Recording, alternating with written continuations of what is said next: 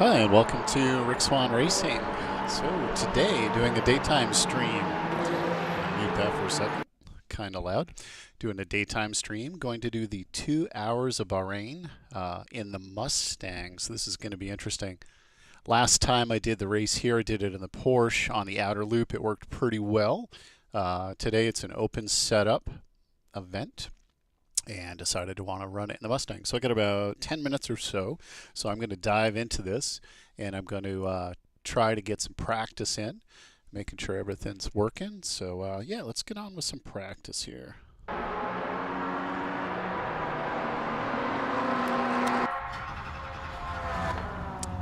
going to check the camera angle here real quick. Make sure that's actually pointed at me. Cool. All right.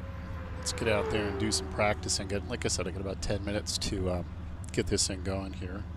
Sorry, I'm just making sure my audio levels are good because it seems really quiet on my voice. All right, let's go.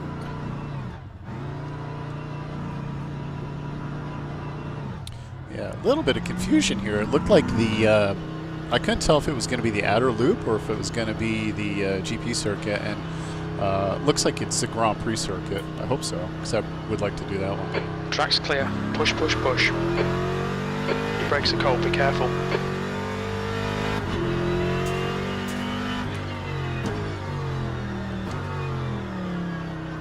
Yeah, the Porsche here was great, so I'm hoping the Mustang is decent too.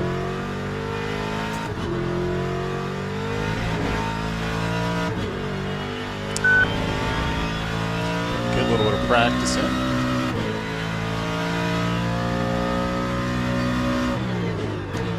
Sector 2 is now yellow. Get some tires up to 10.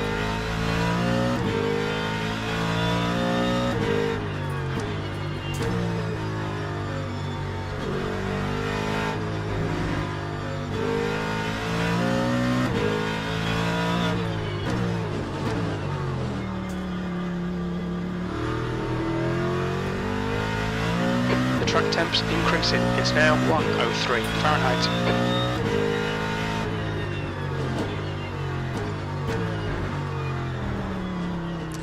Yellow flag in sector 3, blue flag. On the cold tires.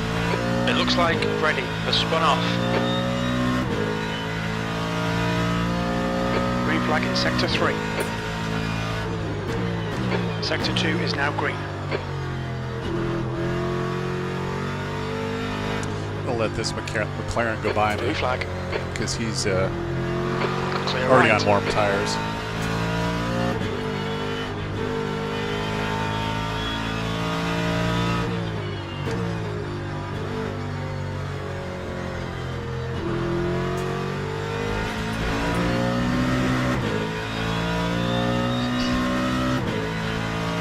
So it'd be a good 2 hours of listening to Mustang power.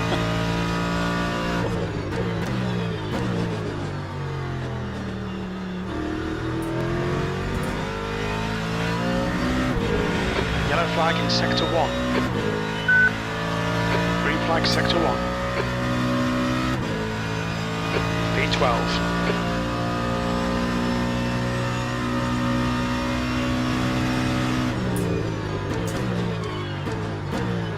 Yellow flag sector 2. We think that Nvidia has crashed. Yeah. I'm gonna take out some people here with the with my car by doing stupid things in the Mustang. Sad thing is, I really want a Mustang as a daily. Wait, what?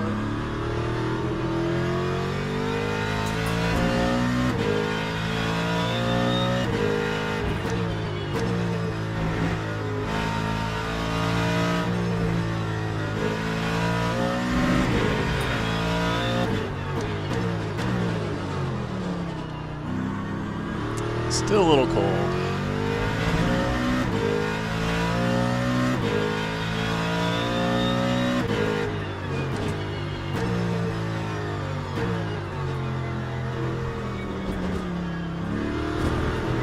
That was one thing I did like about the Porsche. It definitely turned in nice.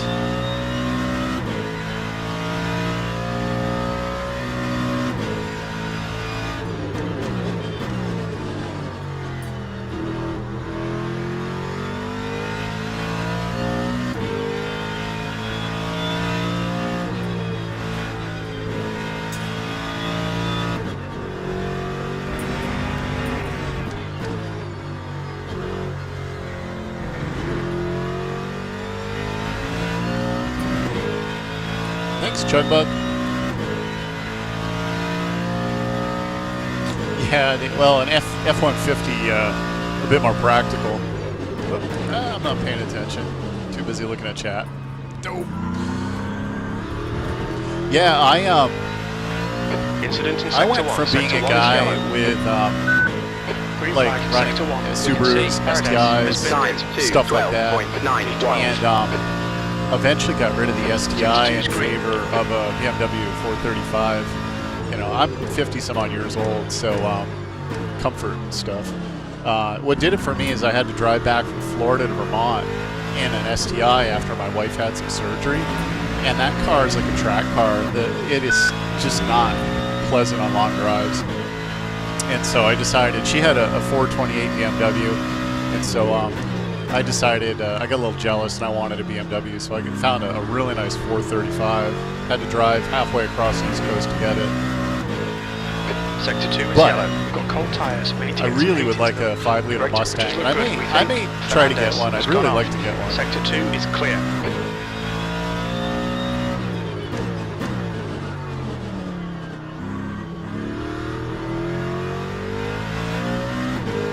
A truck limo, yeah. Yeah, well, we have a Durango too, as a tow vehicle, and just a people mover. Yellow flag. Which is pretty much my wife's vehicle, because we have two project cars. I got a 2003 Audi TT that is, as I've said before, slated to be a track car, hopefully. And then I have a 1984 Fiat X19 that is slated to be a historic rally car, hopefully. So I needed something to tow with.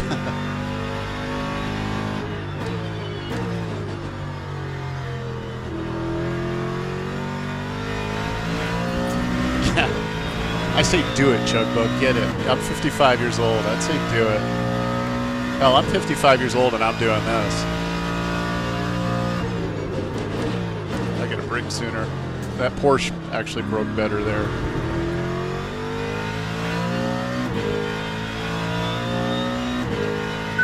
I would like a Ram Rebel.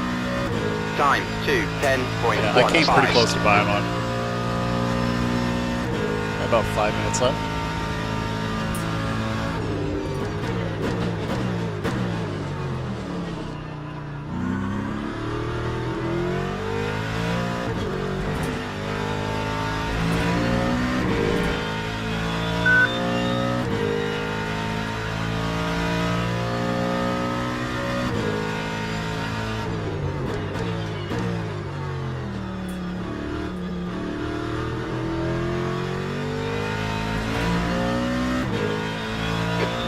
Sector 3. Sector 3 is yellow.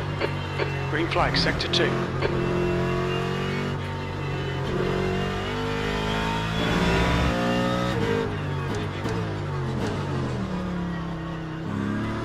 Yeah, I got to see one of the Mustang GTDs when I went to the Rolex this year down in Daytona, and that thing was so cool. And granted, I'll never own one, but you know, one could dream a little bit. That car's amazing. It looks like Wild has stacked it. Yeah, iRacing versus LMU, man. I gotta tell you, iRacing's fun. I love the field sizes and the track selection.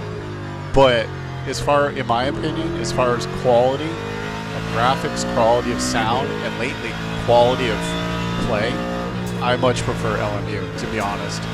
I find iRacing gets pretty hacky with some people. People make some pretty dumb moves, and just honestly, LMU feels better right now. Much more visually appealing, and you know, as G-Man says, it's a bit of a trap and money grab, it feels like.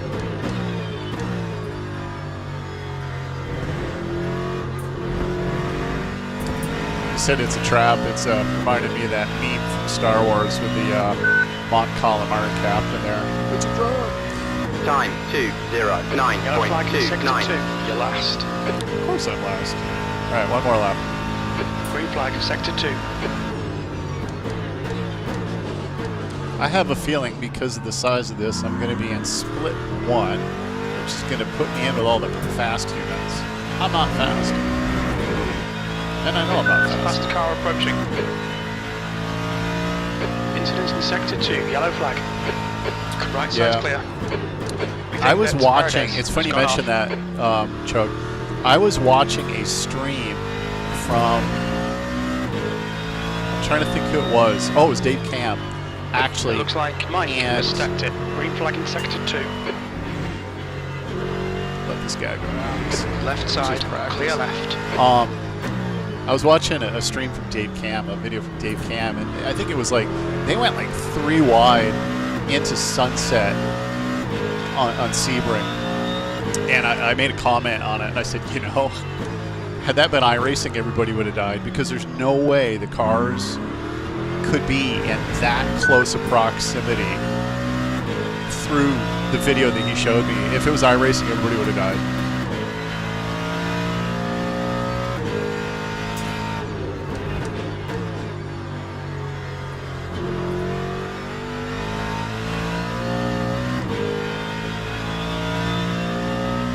I think this is going to be a pretty tricky race. That's okay. I'm just here to have some fun.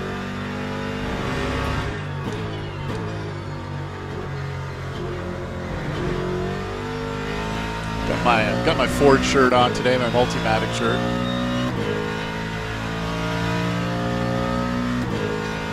Yeah, no, I agree, G. All right, time to go park this thing.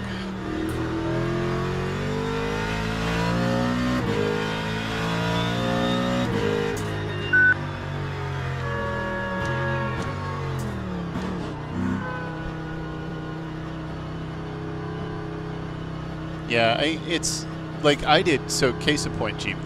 I did 2 races in iRacing around Daytona, driving prototypes. Here, let me jump out of this real quick. Oh, yeah. Make sure I'm ready for the session. I did 2 racing at Daytona for IMSA, and that's the end of the session. P5. P5. Well, oh, that was 5 at the end there. It'll be interesting to see. There's 82 people, so it'll probably be 2 splits. Maybe I don't know. We'll see which one I'm in, because I see people with some really good driver ratings. But anyway, so I did 2 races in the hypercars at Daytona, and it was so frustrating. Hold on a sec.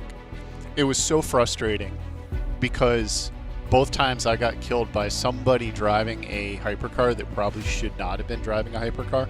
They just boneheaded moved, plowed into me in the bus stop, and it happened literally almost twice in the same spot.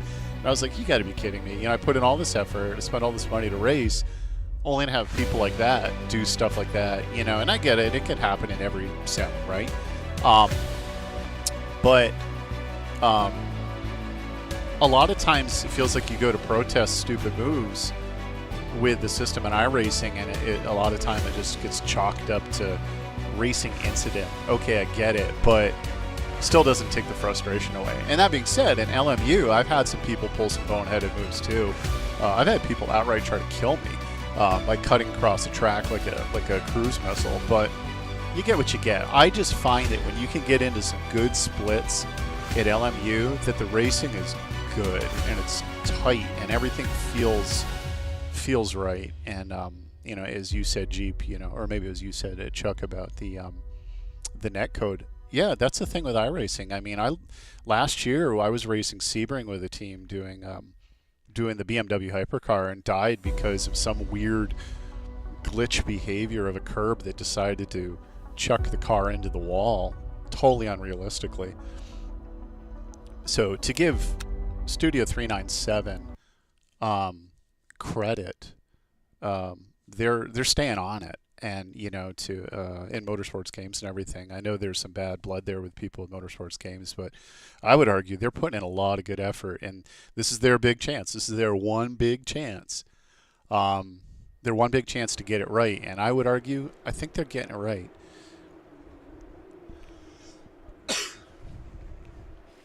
I'm really hoping. Oh, split 3. So I'm going to get stuck, which kind of sucks, in a split of only GT cars. which, fine, but I really like multi-class. But either way, it'll be good. We'll have fun.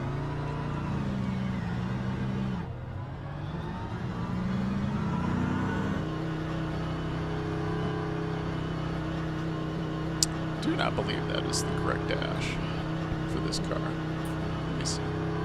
It's like it switched my Arduino. Your exit's clear. Watch the white line.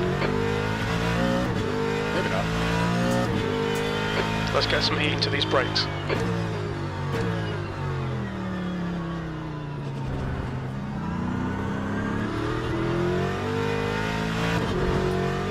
I had one time a bug early on where it actually changed cars on me. I picked one car and it put me in I think it put me in a prototype.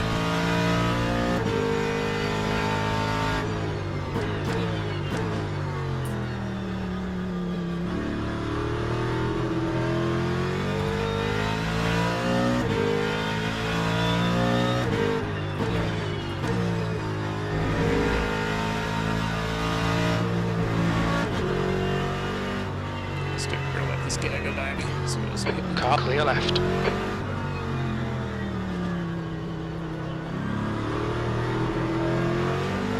I've heard good things about SIMRACING. I'm not gonna. I have never personally tried SIMRACING.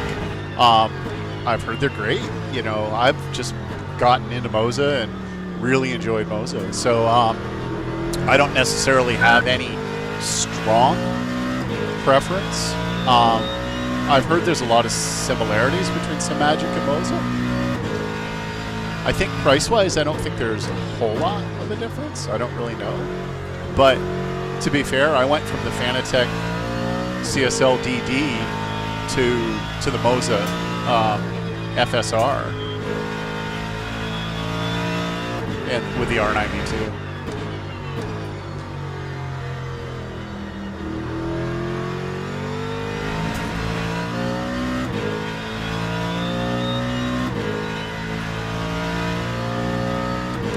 Just 2 minutes left. 2 minutes to go. I think iRacing has a lot of opportunities. I think they just need to hurry up and get with the times. They've got a lot of competition right now, so they either need to step up, or I don't know, or just go do NASCAR stuff, I guess. Well, $200 overall, depending what you're spending, is not a ton of money in a way. You know, if you're spending, say, $1,500, $200 may not be that much money depending what you're trying to buy. But again, that being said, I've been pretty happy with MOZA. I have MOZA stuff. I have this setup. I have the FSR. My youngest son has the R5 package, and then for Christmas he got the truck wheel and the stocks because he likes to do Euro trucking.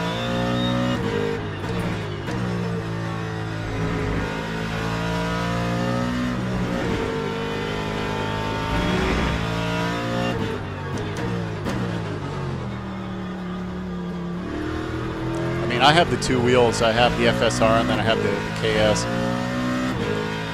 But I haven't been using the FSR as much because I haven't been doing a ton of prototype racing. I've just been having so much fun with this. But I think soon I'm going to have to swap my cockpit back over to prototype and do some prototype content.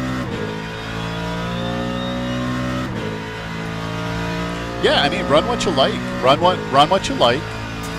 Run what you can afford. You know, run what feels good. I mean, you know, I think, you know, my buying opportunities up here where I live, there's not a lot of places you can try stuff out. So, you know, you rely on the internet, you rely on influencers to give you feedback. But, you know, even within the influencer community, everybody has their own preferences. Gotta make sure I change my setup. I just realized I didn't swap it. That's the end of the session. P9. P9, all GT. Let's go back to Coach Dave. I'm gonna drop it down to, how about 5 laps for quali. It's a long quali. Ooh, wait, that's a long quali. I need more than that. 2 minute, called a 2 minute lap. That's gonna be about 8 laps. So I'll go with 9 laps of fuel. It's a longer quality than I'm used to. All right. Make sure it's Coach Dave. Want to go back to 9 laps of fuel. Let's do it. All right. Well, so, I mean, on that same argument, Chug, I've heard good things about both. You know, I've heard good things about both. I bought a lot of my stuff from SimMotion out in the West Coast here in the States, and they've treated me really well, so I would say go talk to them. Okay, Rick, you know, we've got 14 minutes to settle up. if you want opinion or such, give them a shout. Darren at SimMotion is great. Car right side, left and side, they've treated me pretty well. I think, to be fair, I think they prefer SimMagic. Right side, clear right. Well, yeah, Jeep, and you know, everybody's like, again, you get the diehard people that are like, oh my God, Fanatec, you know, yay, the crown and everything. Okay, sure, you know, every brand, whether you're talking Chevy, Ford, Dodge, whatever, you know, there's highs and lows car of left. every Clear product, every car right. company, every organization. But like you said, it just depends on more benefit than risk. Right side's clear. But again, that being said, I've been clear. pretty happy with the MOZA. And MOZA, in my opinion, is releasing so much new content, new material, new products, that you know, they're intent on being a prime player in the market. It's right there. That's what they want to do. And you know, I haven't had a ton of experience with them, say warranty stuff, but I don't know. I can't really chime in on that. But as far as buying MOZA products here in the United States, I've had generally pretty good results. And then I believe you can get it all at Micro Center and all that stuff. I wish there's the closest Micro Center to me is like 5 hours, 4 or 5 hours.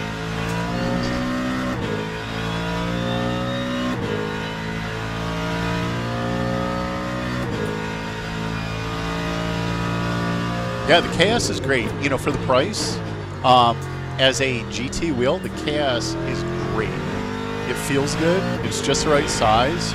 It's got an aesthetic that makes it look like carbon fiber. And no, it's not carbon fiber, but it looks a lot like it, and it's super, super, super affordable.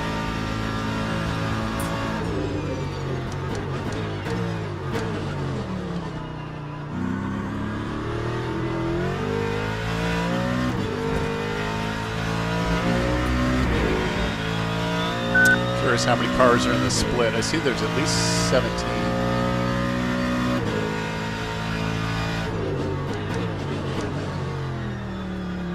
Car left, clear, car right. Clear right. Not sure what the car choice is on this track.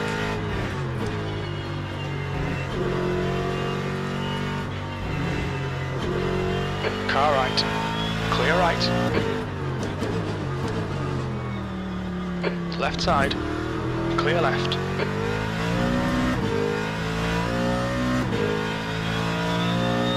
Yeah, my first wheel was a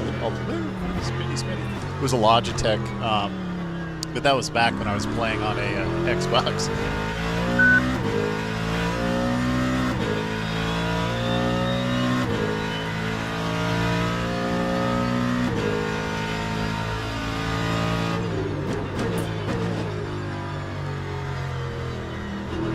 Car left. Clear left. Now, Chuck, though, are you using a direct drive wheel or is it a gear-driven wheel?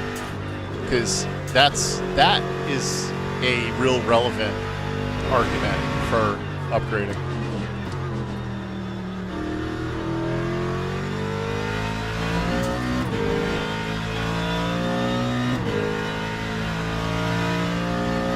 Because going from a direct drive to, or even a belt drive to, or going from a gear drive to a direct drive is like night and day. Yeah. Oh yeah, no, for sure. And direct drive is absolutely the way to go. All right, The way Rick, that 10 minutes to Time. go. the amount of 2, feedback 0, you get, 8.15. it's 9. priceless. Oh, no wheel comment. Oh, okay. Yeah, direct drive is just about essential. Again, you know, race what you got in your budget, but direct drive is where it's at for sure. And right now is like the best time to upgrade because there's so many options.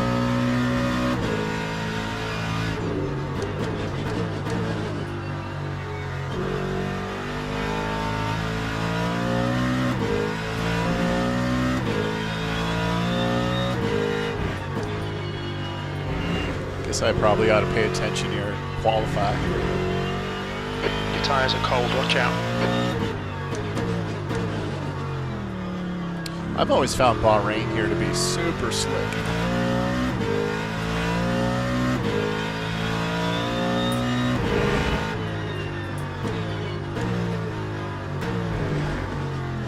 Yeah, like that.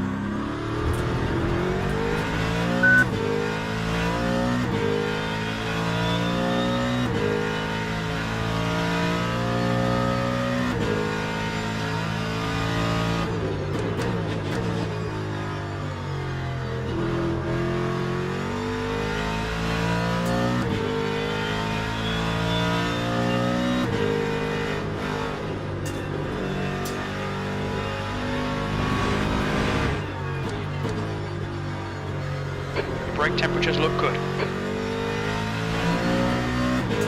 I gotta check my tire temps here. Still cold. Not putting enough input into my tires.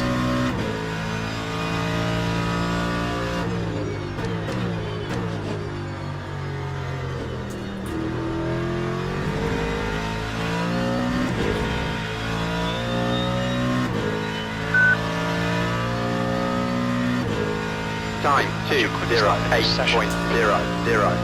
Yeah, to go back, I mean, Chug, if you're, Chug, if you're getting into sim racing, I will say that one of the good benefits to iRacing, to be honest, is the sheer variety of stuff to race. It is a good place to start in a way, because if you want to drive a Mazda or GR86 or something like that, something a little bit slower to get your legs under you.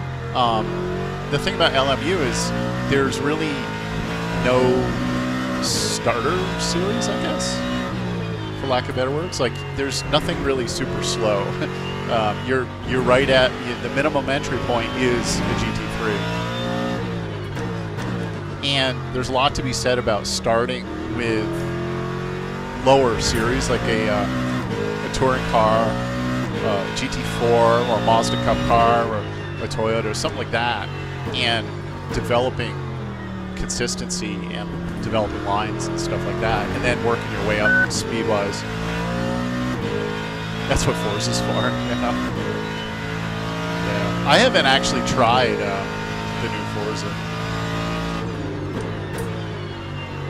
but yeah, I mean, big slide. Yeah, I mean, anything to help you develop those lines. But as far as current, I would say current really great racing, definitely LMU is where it's at, in my opinion. As I go way wide again. Might be having a little bit of buyer's remorse. Maybe I should have gotten the Porsche. Nah, it's all good. This will be fun.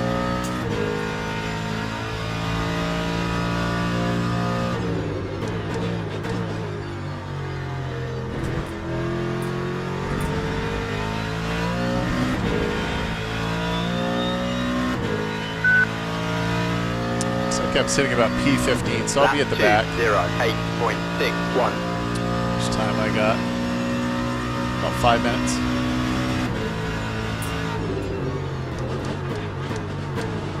Some time to maybe crank it up a bit here.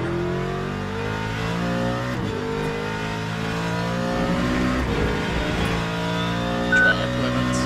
Don't delete this lap, you've cut the track. Hold on.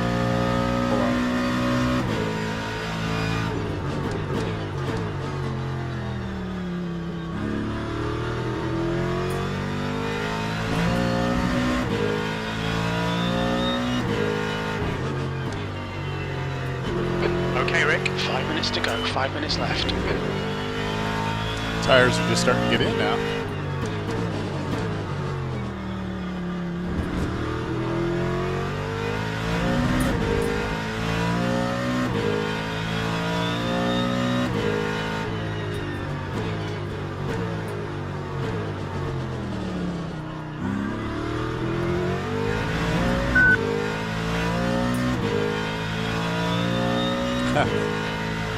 Yeah, I need to, I want to play some Dirt Rally 2.0. I need a handbrake.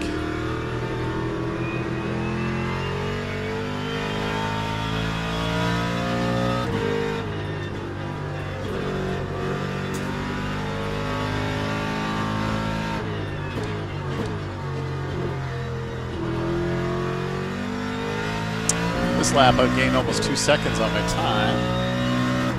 But let's see if they count it or if I get bumped on it.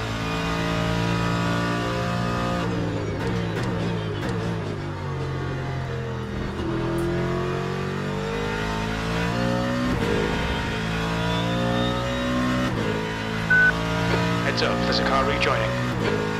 Lap 2:05.60.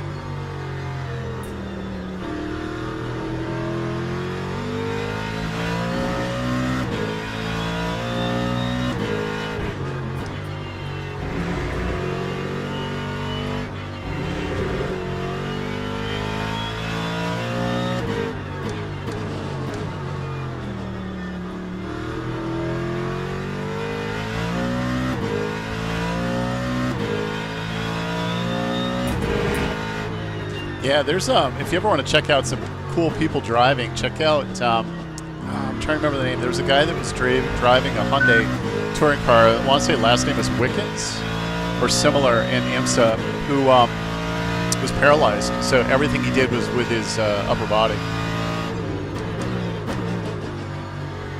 And then there was another guy over in Europe, I think, and I don't remember his name, but he might have been like a ex-Formula driver or something. I don't remember his name. 2 minutes to go, 2 minutes. It's like P14.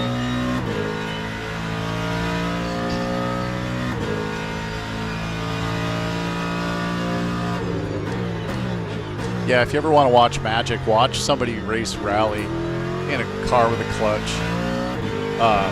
It's just amazing. Lap 2. Yeah, with like a manual, just with the shifting, it's just unbelievable. Probably last lap here.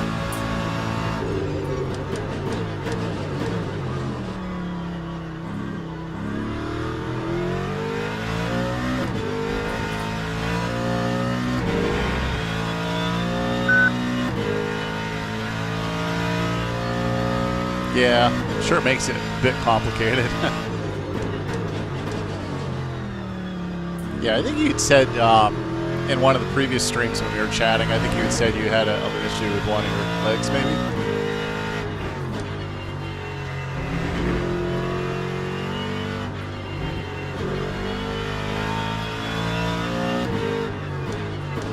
I think it was Kubica. I watched a video of him on the Nürburgring with Misha Churden, I think his last name's Churden, who does all that content for the Green Hell there, and he went out with Kubica, and it was interesting to watch him. And I'm pretty sure he was not left foot braking. I think he was just using his right foot. The guy is just crazy fast.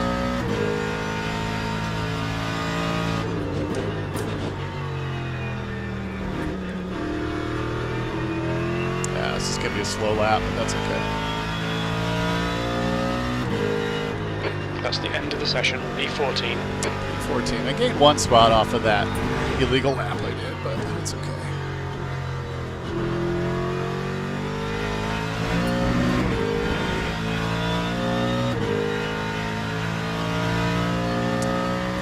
I believe the beat is actually a timing marker for splits, like speeds in different zones on the track, I believe. It's just a timing point that shows up on your little split That time. time was a 2:06.42. You know, zone 1 you're this far off pace, this far is zone 2. The first time I heard that a while back, it freaked me out. I'm like, what the hell is beeping at me? Because I had never seen that in a sim. All right. I'm going to go Dave setup full. 2 hours of Bahrain.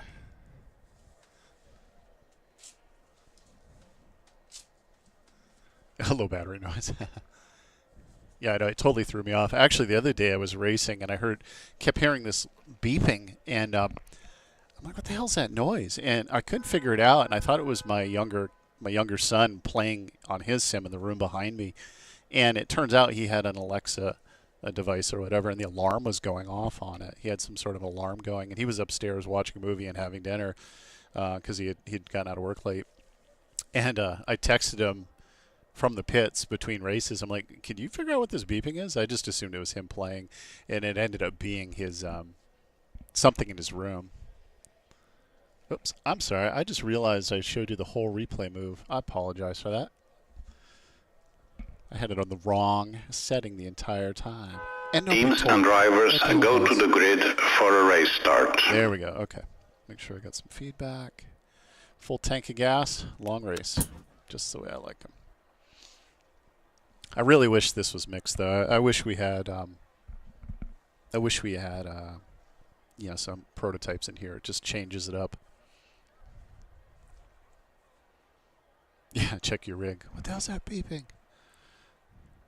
Are you all hearing this? Why do I feel like I'm the only person here without an orange and black car?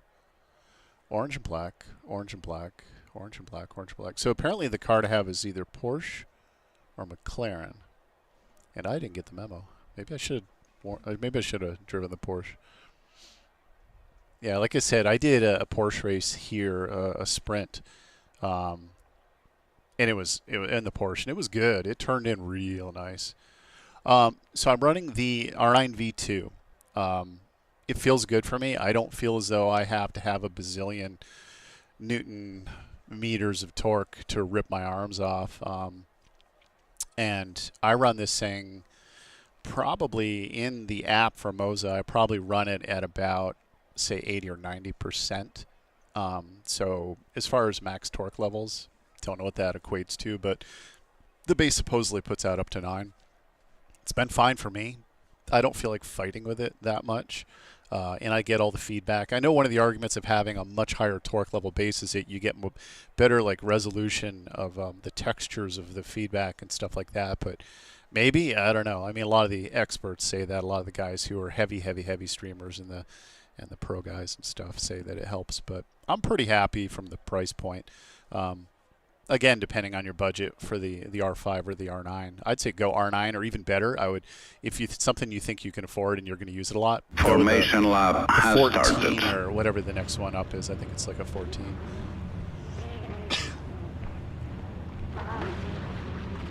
Yeah, no, I agree, Gene. I agree.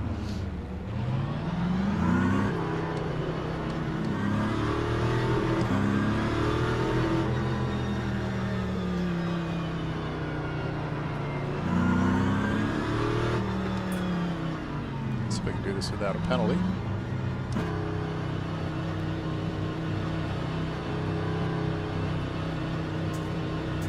Green flag, green flag.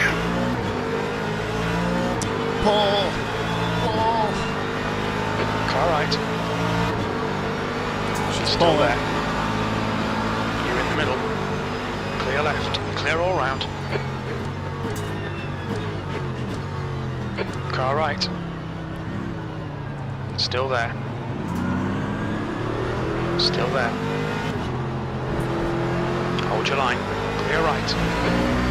Not too bad, I'll take it. Could have been worse.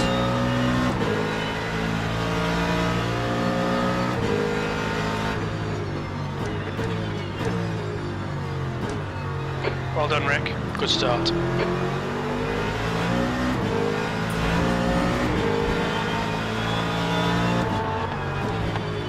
That guy's coming over no matter what I do or say.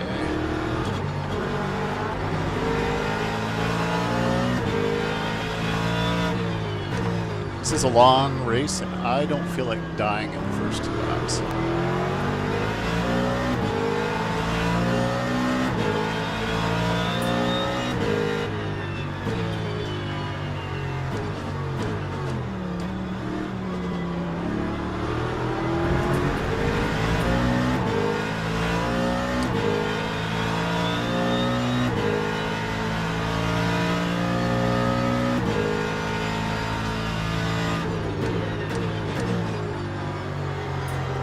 Tires a little bit of time to come up.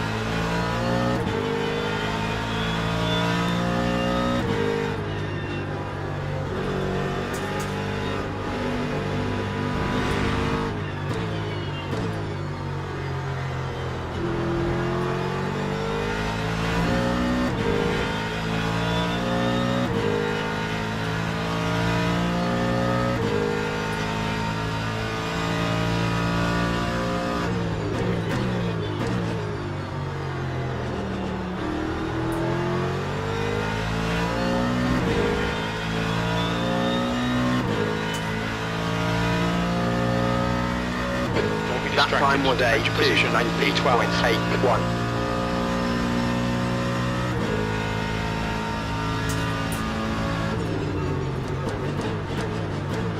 This guy's just rear-ended, that Porsche just rear-ended that Mustang. Maybe I can jump on him while he's a little shook. Okay, Rick. The next car is Mula.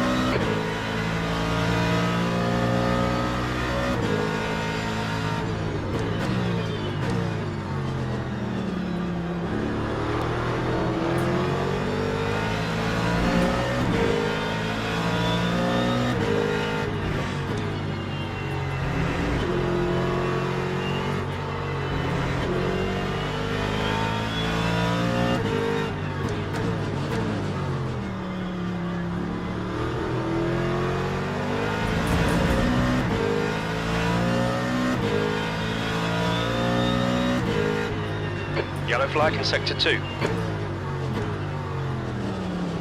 We think Trotter has gone off. Green flag, sector 2. At least he waited out there and didn't try to dive back in. Yeah, I mean, I've heard good things about SIMRACING.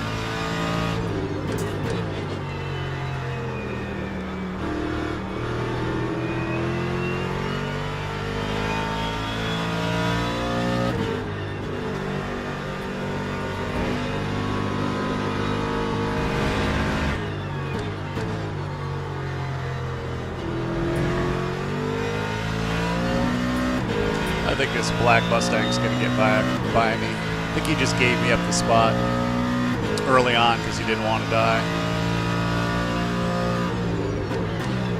On your right. Really? Okay. Still Really? there. Seriously? Clear right. Jackass. The bodywork's in pretty bad shape. We might need to fix that. Really? Time 2:08.16. Yeah, that was pretty shitty. Ah, Right to left, clear left. On your right side, clear. that was an interesting lockup. Sector 1, yellow flag. Well, let's talk about... I guess I better go pit and fix that, because I don't know what the hell that was. Green flag in sector 1. Yeah, I don't know what that was. It's Wayne. I guess I better go fix my car, because apparently I lost all my brakes.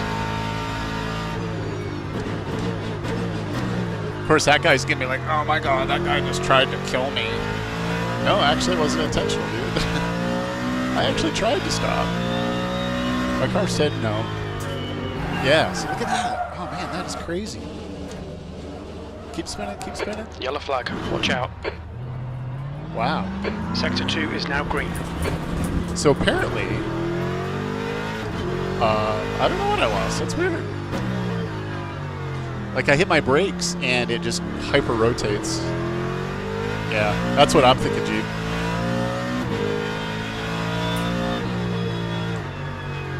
Well, it's a long race. Let me go get it fixed. That's a pain in the ass, though. Just because that jackass decided he was going to come in. So I need to be a lot more cautious on these. The gap to 14th ahead is increasing. It's now 9.8 seconds. I'll nip her back to the pits here and get it fixed.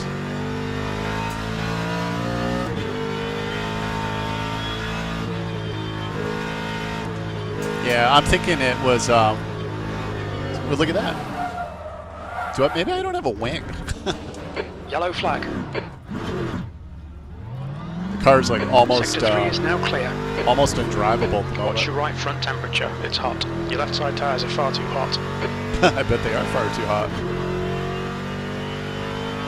Yeah, I don't know. Well, let me see. Oh yeah, big red mark. I got no wing. That's cool. Clear left. All right. Guess I'll go get it fixed.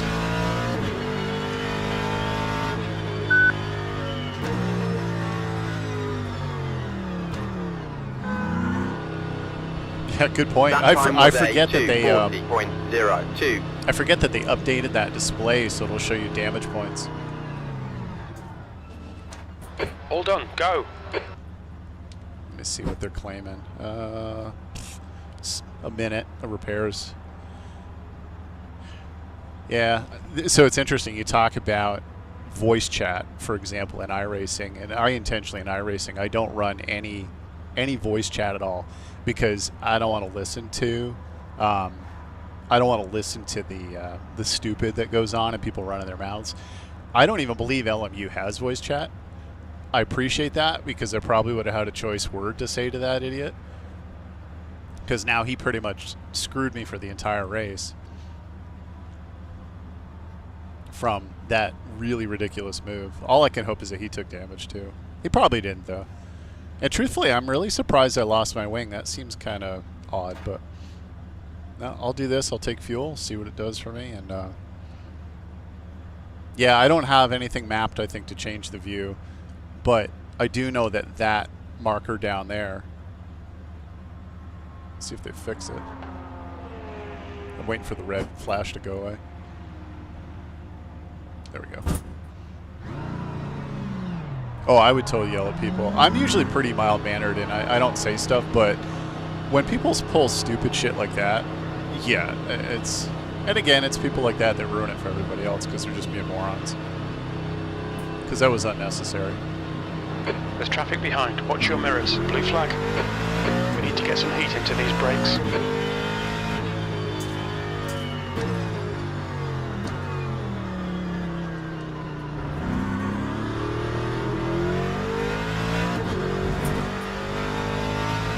Yellow flag.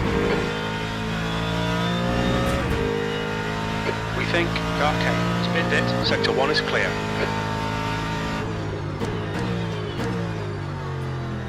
My tires a minute to warm up here. So cold.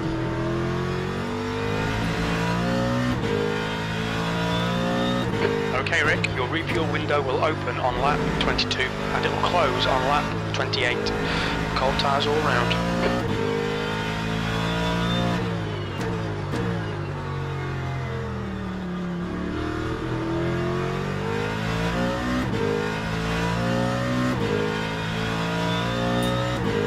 Yeah, I'm actually surprised in iRacing I haven't gotten a ban. Because in text chat, I've a couple times put, like, you're an effing idiot. I don't call anybody out specifically, but I'll say it. Maybe that's why I'm able to get away with it. The gap to 14th behind is now 3.6. 1 lap ahead. Magically, though, I came out behind that guy that did this to me, so maybe I can make him scared. Make him think I'm going to kill him.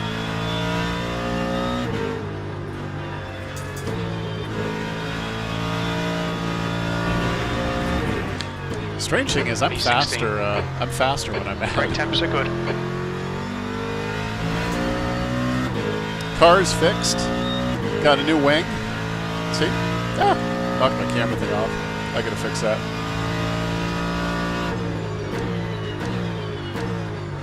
I've got a little visor for my camera. It cuts down on the glare on the POV lens.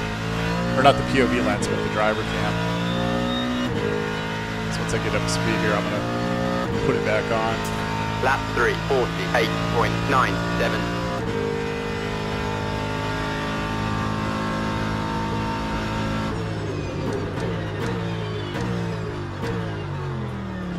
Have to adjust it in a minute.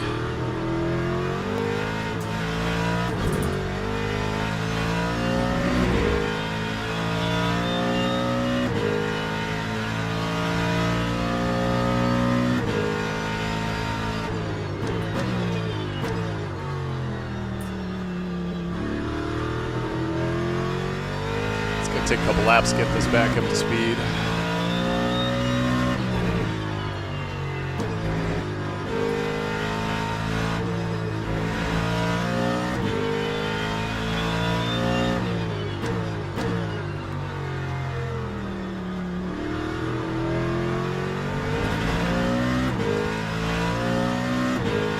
Yeah, gotta make that money.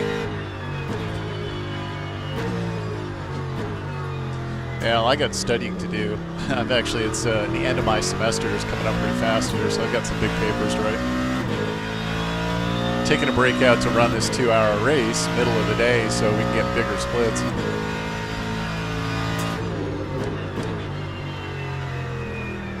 It's still cold.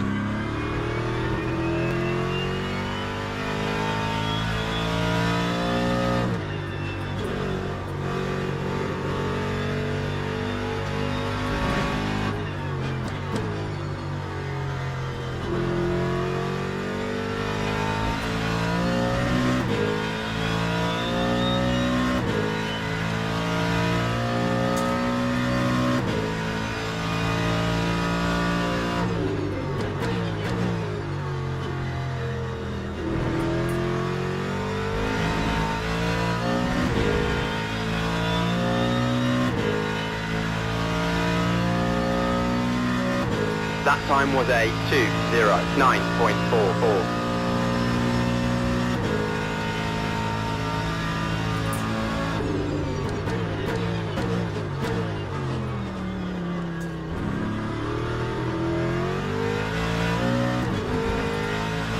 I'm gonna start making up some time here.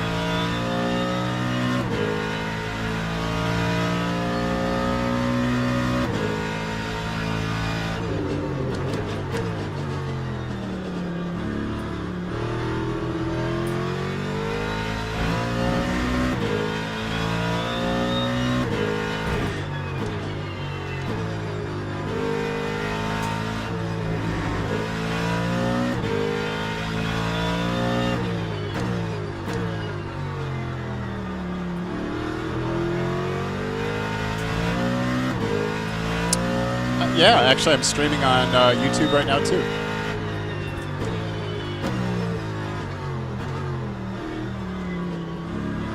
Yeah, I stream on both Twitch and YouTube. Yellow flag, caution. It looks like Trotter has spun off. Sector 2 is green. Guess I gotta give it a second there.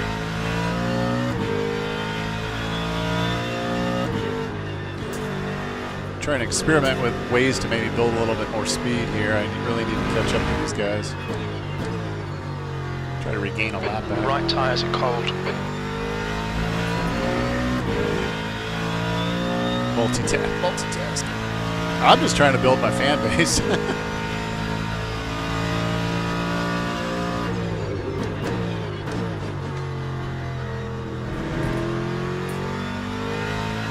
I mean, used to be all my content was on YouTube, like everything. So I have like 250 videos or something like that.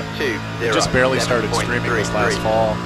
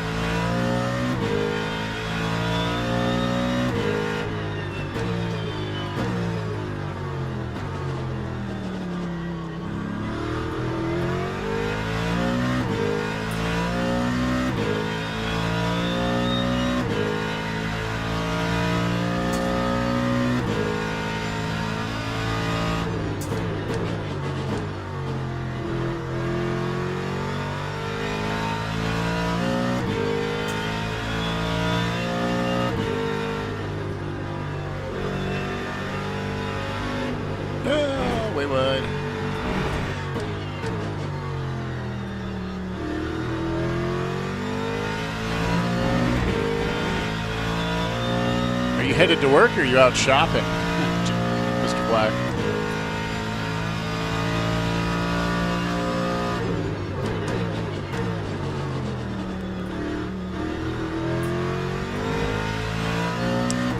This car does not feel as fast as I would like.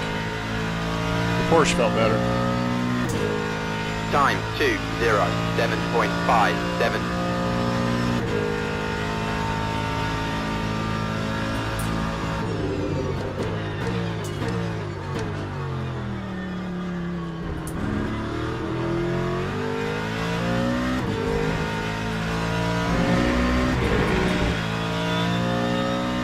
Yellow flag sector 2. W. We think that Adam has crashed. Green flag sector 2.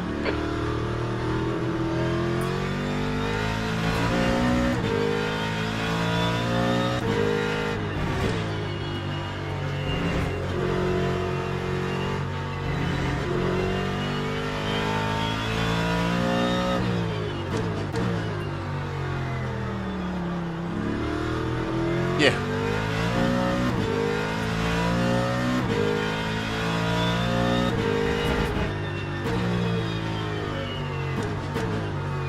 I thought you had to go to work. That's why you said you had to bail. Maybe I missed it. Yellow flag, keep your wits about you, mate.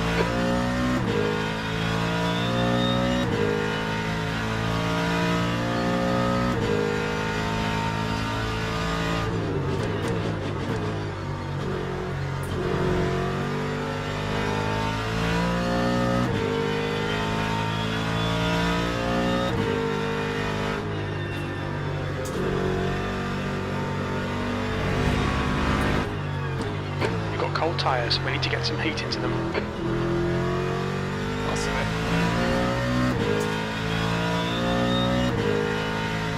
Yeah, I heard about Rumble. I don't really know much about it. Yellow flag sector 3. We can see Trotter has gone off.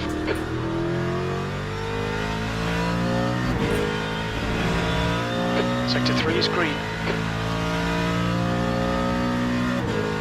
That time was a 2:07.33.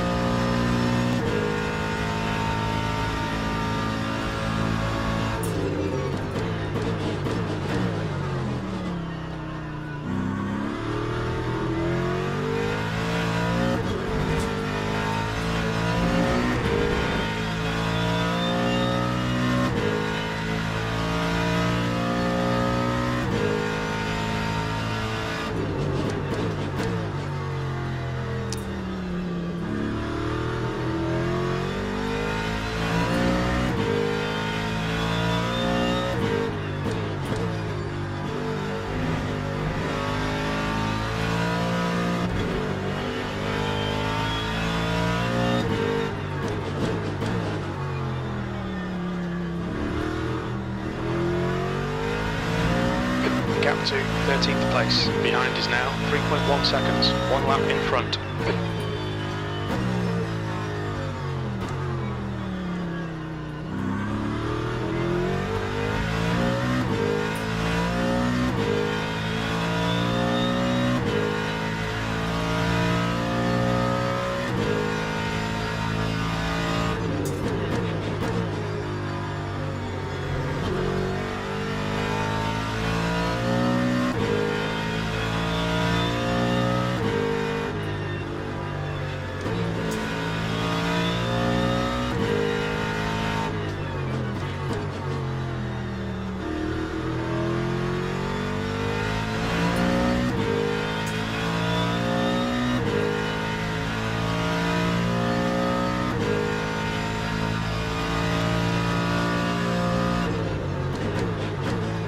Yeah, I try to stay out of politics too on here for a variety of reasons. Just I'd rather be here to have fun and not have to get into politics and all that.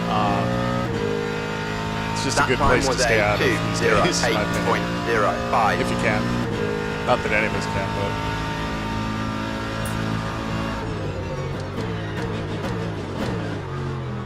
but turn my ABS down even more. Let's see if that maybe is going to help me a little.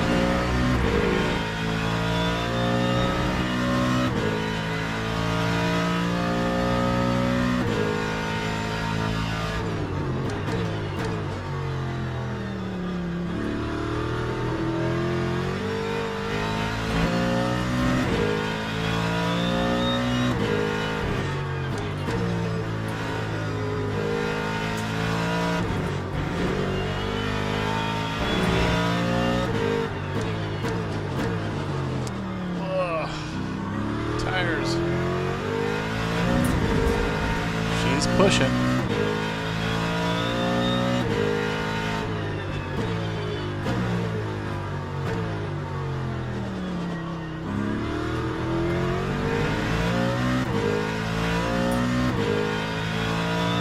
Yeah, no, I agree. Gaming. Air temperature's falling. It's now Gaming's 88 era for gaming. Fahrenheit. Shouldn't be, definitely shouldn't be politicized. Occasionally you see that with other streamers. I'll see like some of the other bigger influencers, and they don't interject any politics into it, but some of the people in the chats try to dip their toe into it, which is like, I wouldn't do that, dude. Doesn't help. You know, people are here to race. They're not here to discuss other stuff.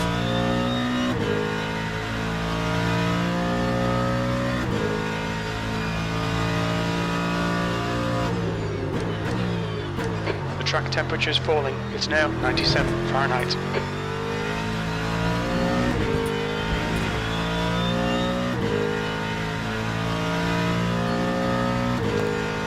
Time 2:07.28. See if I can gain a little bit more. I'll turn my traction control down.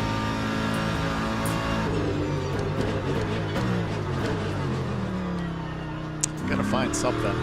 This car is not feeling fast.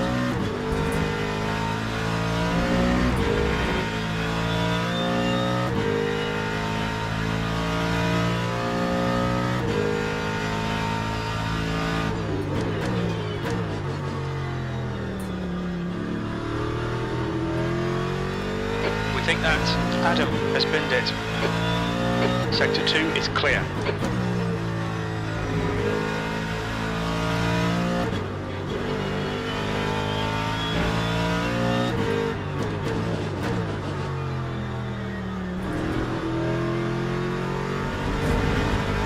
The gap to V13 behind is now 2.4 seconds, 1 lap ahead.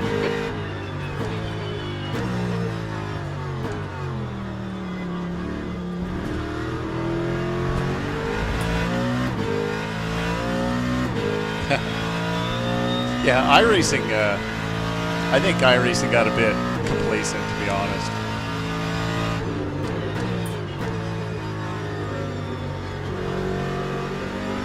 Blue flag.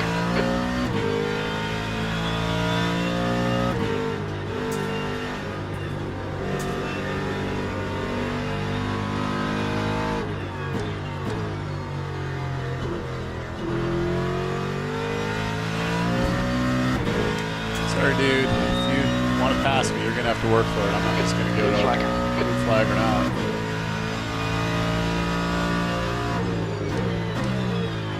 The downside to this sim is that there is no way to make up your time.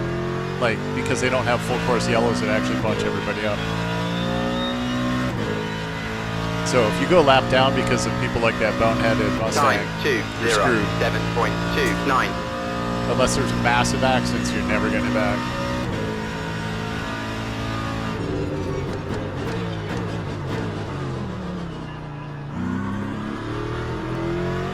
It is completely race under.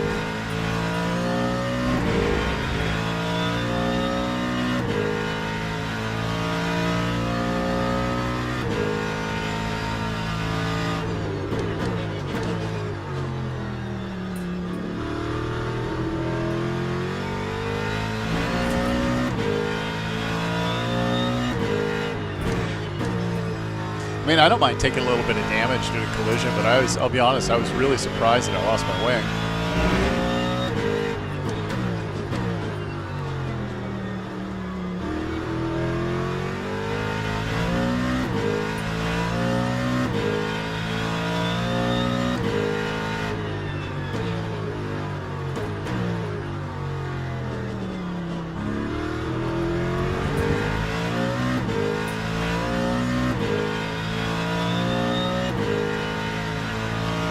Oh, and you can't block it.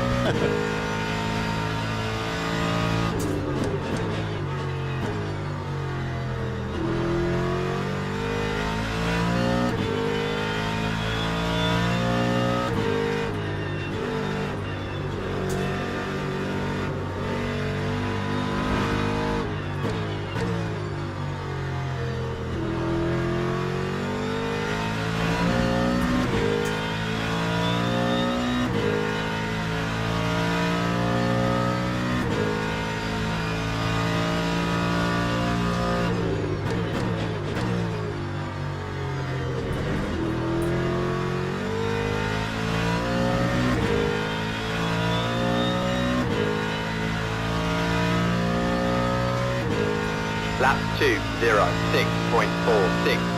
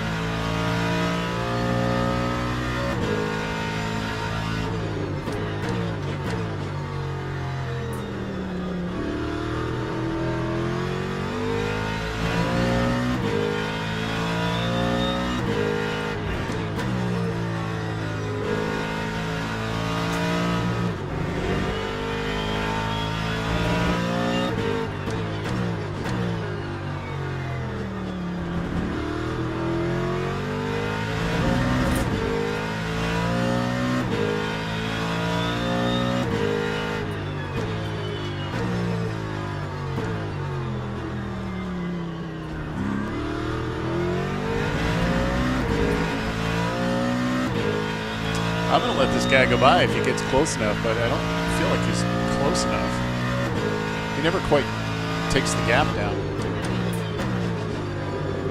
Big slide.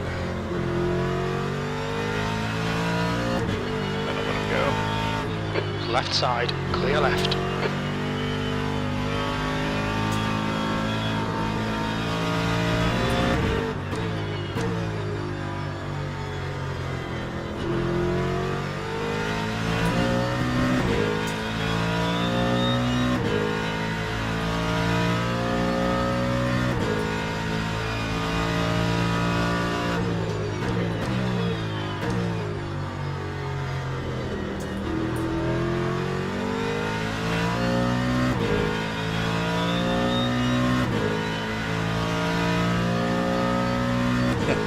Lap 208.52. Yeah, streaming on one PC I think is pretty straightforward. Multi-boxing is a little more challenging, but not horrible.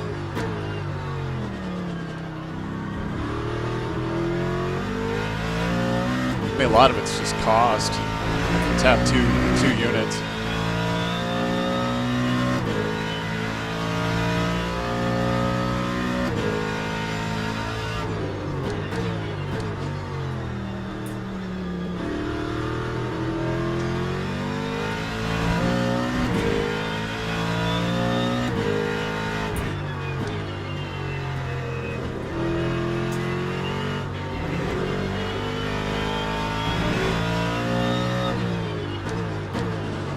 Lights are coming on here, flickering.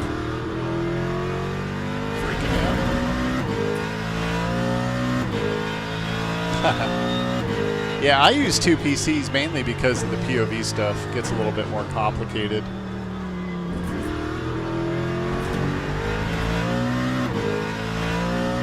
Like all of my cameras are running to the second PC.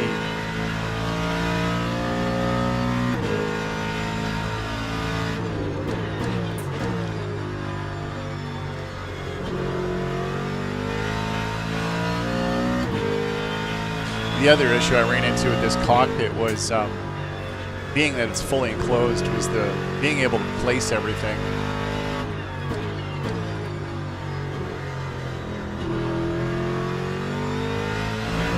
Not a lot of real estate.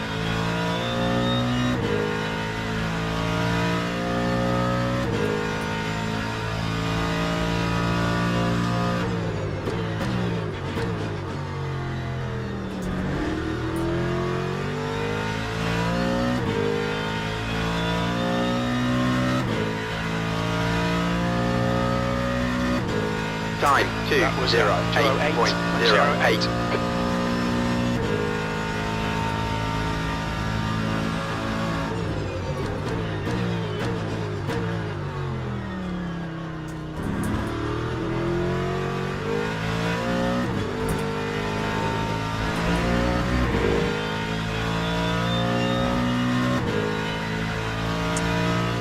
Yeah, when I started streaming, I actually was using a laptop. It worked okay, but in my cockpit, I didn't have a lot of space for a second device.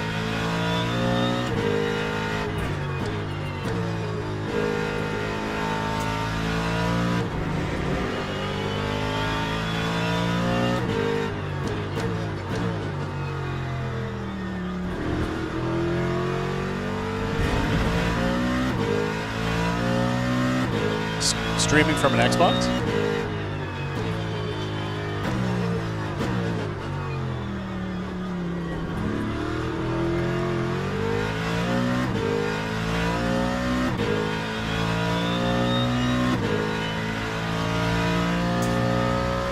Yeah, I mean, do whatever works.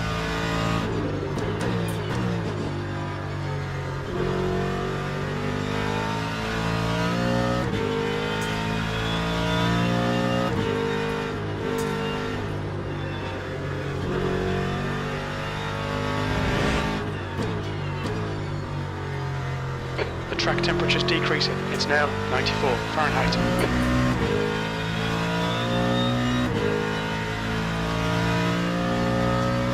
Yeah, I mean, for me, I started in October. I was like, well, I really want to give this a try. I see a lot of other influencers doing it, and I'm like, man, this is really cool. It looks fun, and I want to have the engagement. But I wanted to do specifically the POV part. And that was the biggest challenge, is figuring out how to make it work.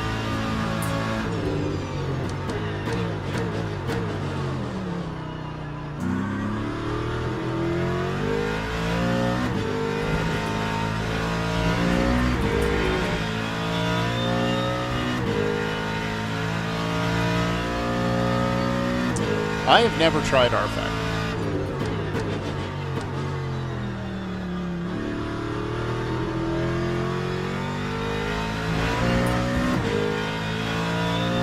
All right, Rick, you just cut the track.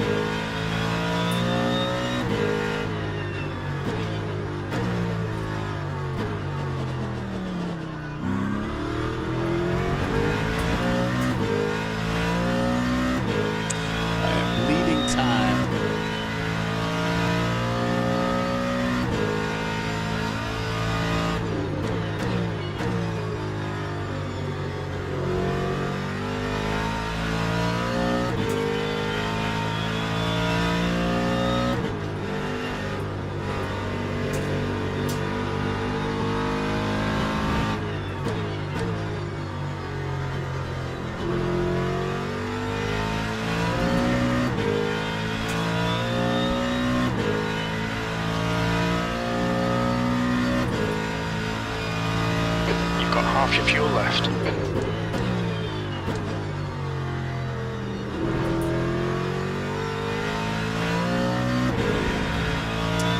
For me, I did iRacing, ACC. I tried Red Sport out. It was okay. It was interesting. And then jumped on board with LMU when it first came out.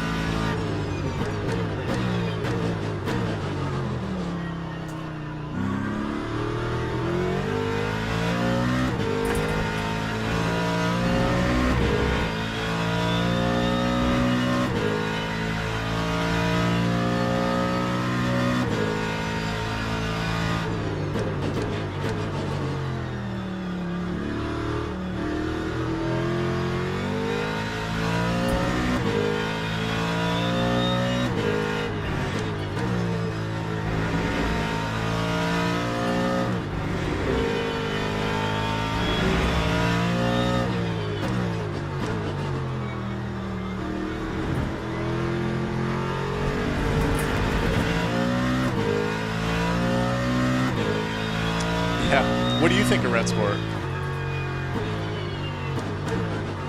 I did a couple not streams, but I did a couple videos on it. It had potential. It just, I don't know. It just seems like it's struggling to get any real traction. And then LMU came out, kind of took over everything.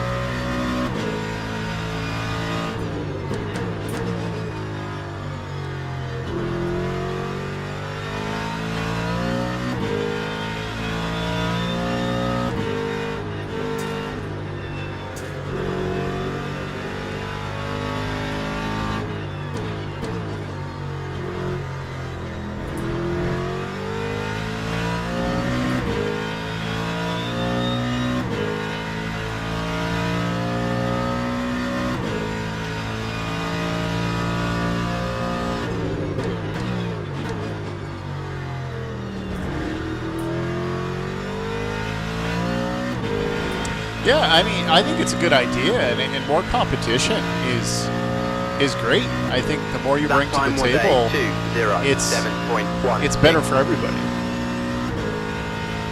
It pushes the bar.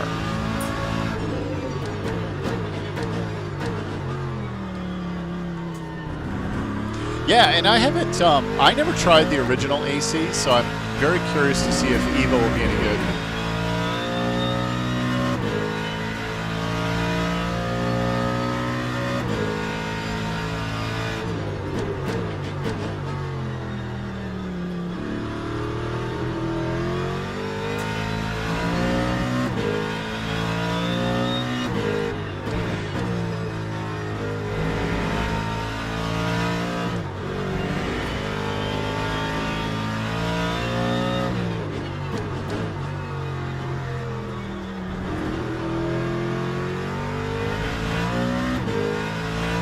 So many yellow flags.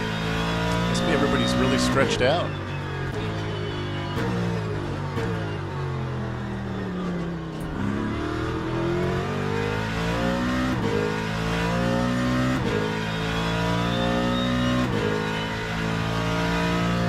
About 10 laps of fuel before I have to pit.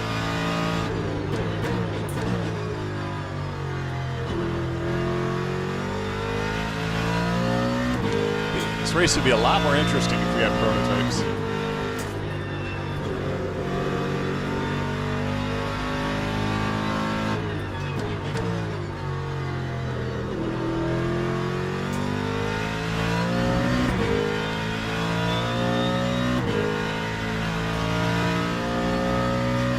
Tires are still cold. I gotta turn my wheel more.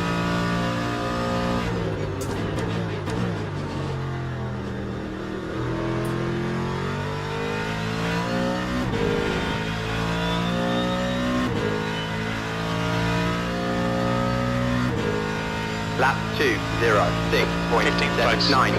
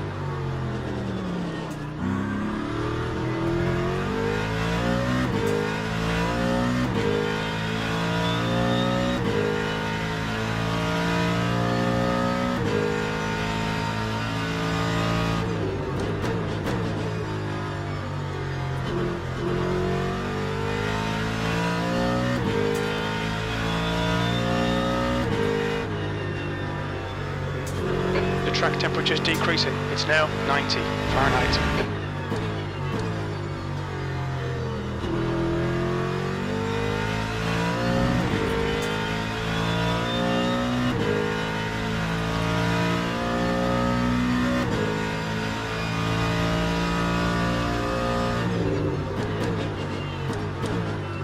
Rear end starting to get squirrely.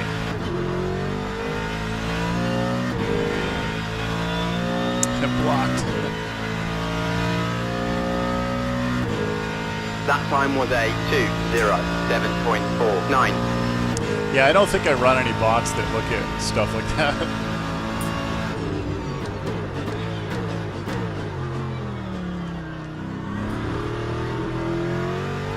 So that, just noticed something, that rear end floating feeling in this is actually pretty authentic. When I went to Watkins Glen and did that lap in with the Skip Arbor Supra, that was wicked noticeable. I mean, the driver that was pushing it, and he was laying onto the binders going into turn 1, and you felt the butt of the car come right off the ground, and it just wanted to float around. It was such a cool feeling.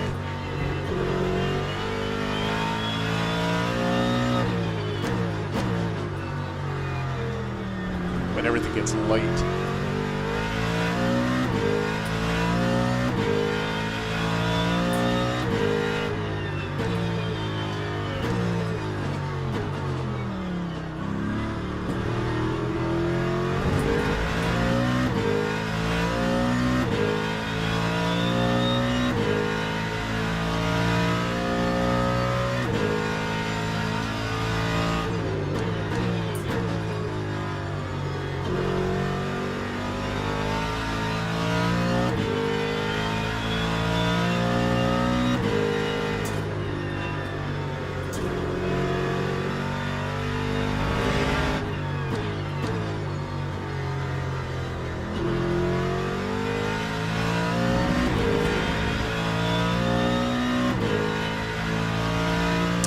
Thanks for hanging out, G-Man. Have a great day. Low is now leading.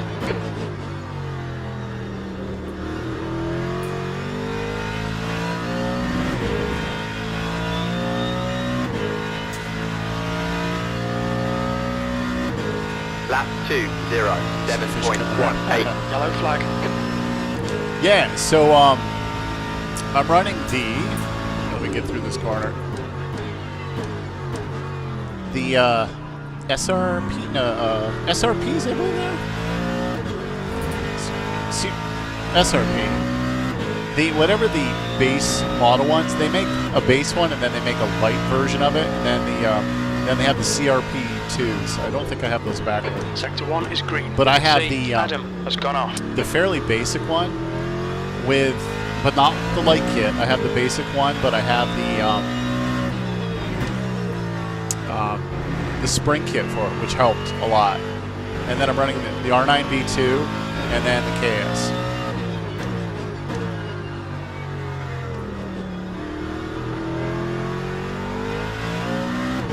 Yeah, I think, I want to see if I got it right. The CRP is the nicer ones. They just came out with the CRP2. This guy is really slow. He must have a broken car. Car right. Right side's clear. Yeah, I'd say he broke his car. Yeah, I think it's the SRP is what I'm running with the load cell.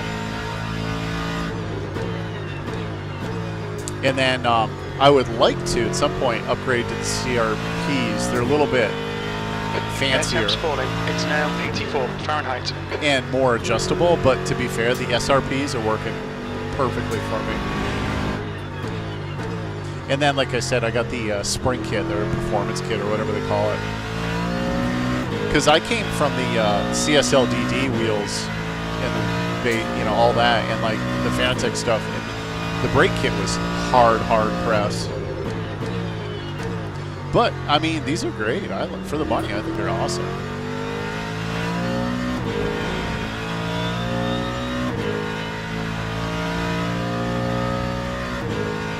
That time was a 2:08.16.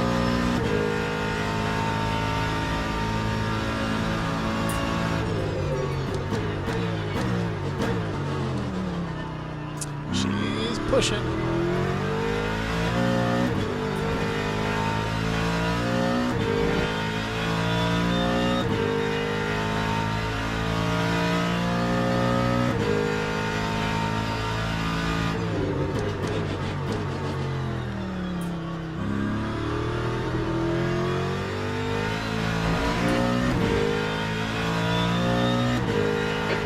About track limits.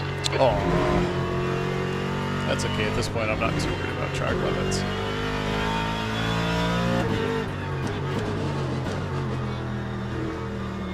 Antonini is entering the pits. He's in P13. He should come out close in front of you.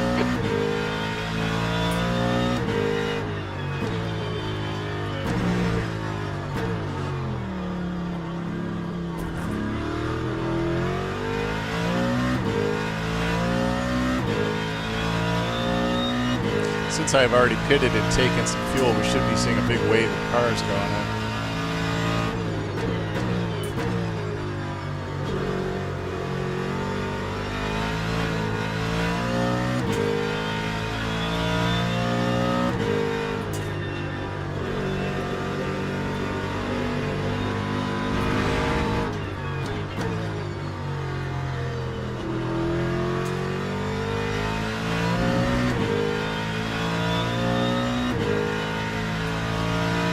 And then Chug, I also run, let me get through this corner here. I also run a dash display. So my dash, I have mounted to the top of this is something that I designed and printed. But as it turns out, MOZA just released a new dash that looks pretty cool. I'd love to give it a try. So you may want to look at that too if you're window shopping.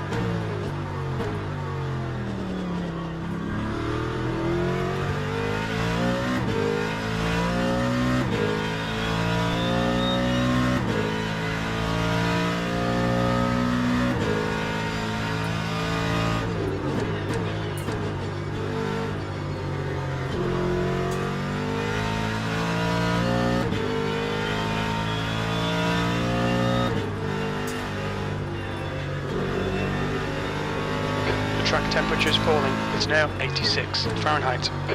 It's quite a bit cooler.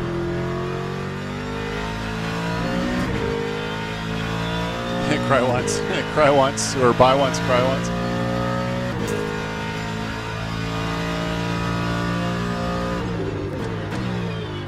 Well, I will say that I've been running the MOZA stuff for easily a year now. It's got to be at least a year, probably more like a year and a half. I've been very happy with it. I've had the R9 V2 the whole time. That time was a 2:06.90. I got the FSR, like I said, because I wanted to run prototypes and have the in-wheel dash.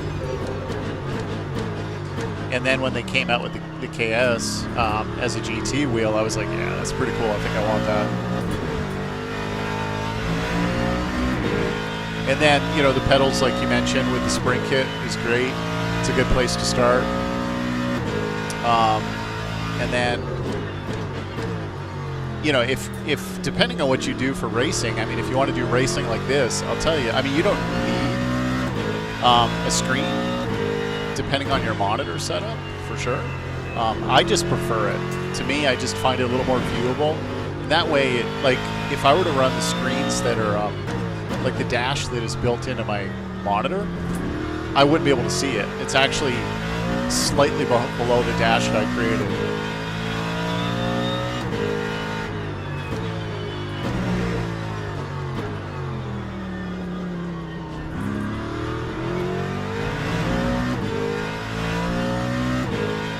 So the nice thing is no matter how I move my screen around, the dash stays put.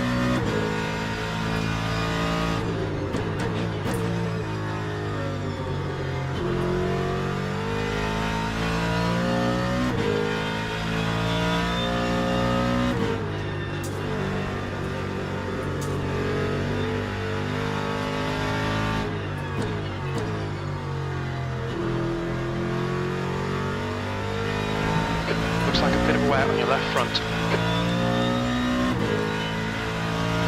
Good thing I only got 4 laps. Okay, Rick. Pit window open. On exit, we should be in position 14, just behind, low.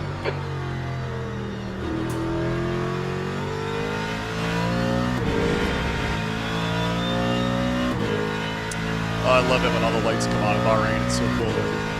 Time, Got about 4 laps of fuel left. 7.69.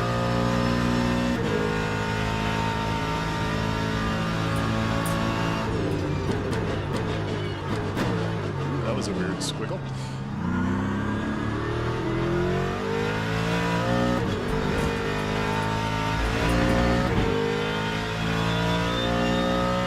Sure, my tires are pretty tired.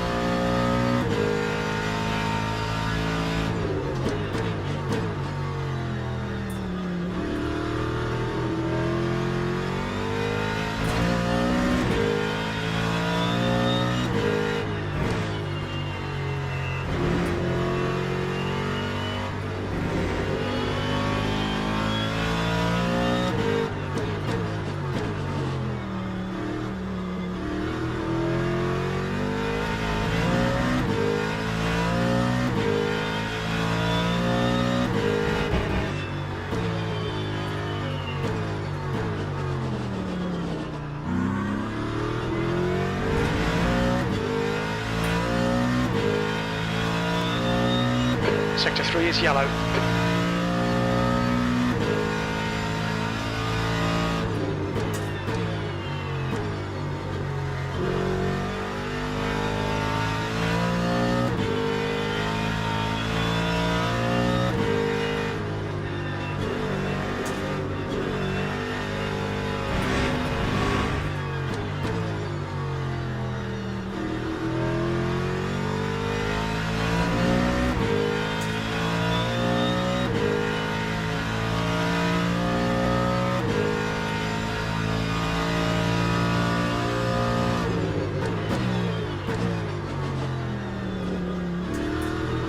For some new tires, I think.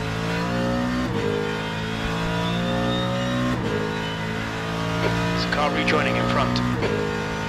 Lap 2, 3 laps 0, of fuel remaining. 7.60.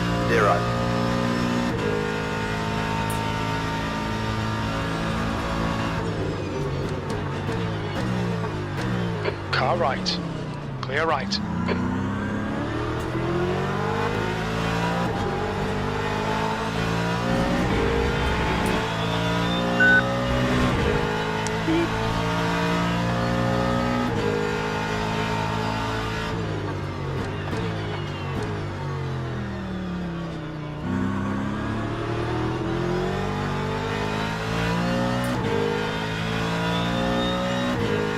Leader's pitting now.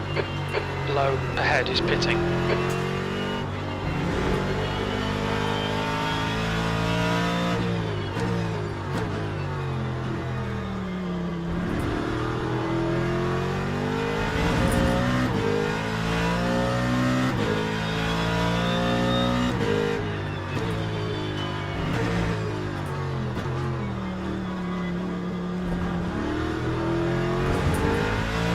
Well, there you go.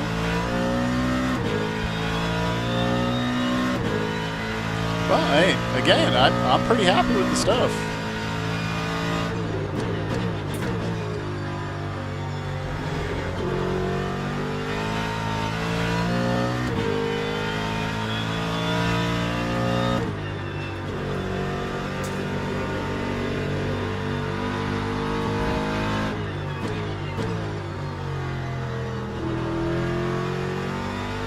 We think that trotter has crashed.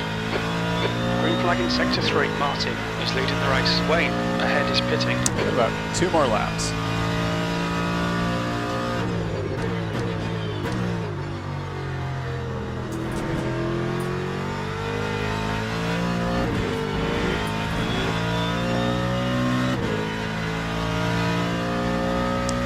Chug, what kind of racing do you foresee getting into?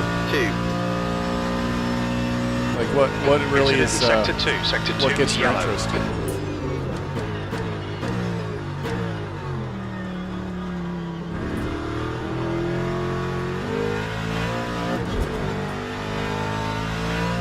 Road racing, yeah. Any particular open wheel or GT or prototype or just all of it?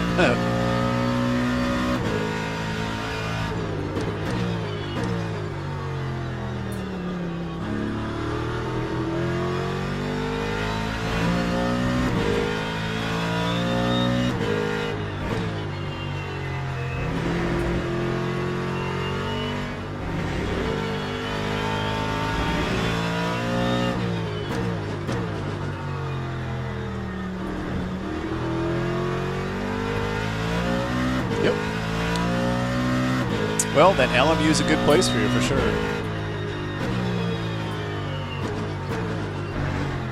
Way wide. Way deep.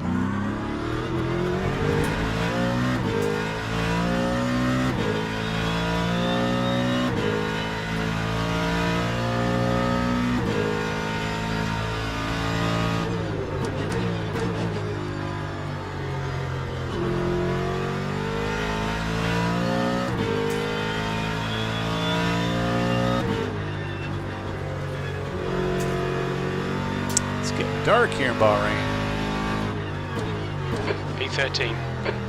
The leader, Martin, is pitting. I think I got time for one more lap.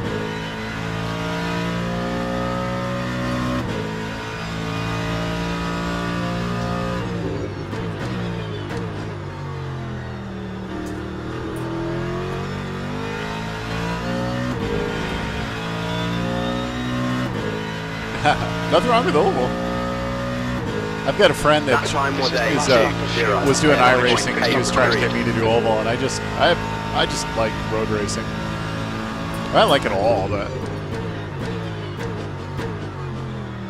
Okay, Rick. The next car is Trotter. multi-class endurance to me is the most interesting, where you have a diversity of cars on track. It adds a whole another element of challenge when you're in your zone and you're bobbing Big race along. ready. And you got, you know, prototypes trying to get by you. You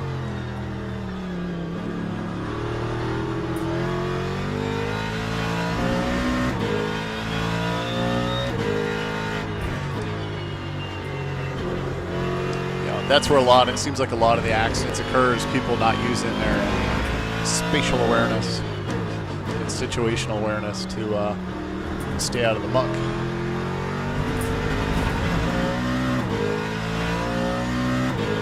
Got 1 gallon left.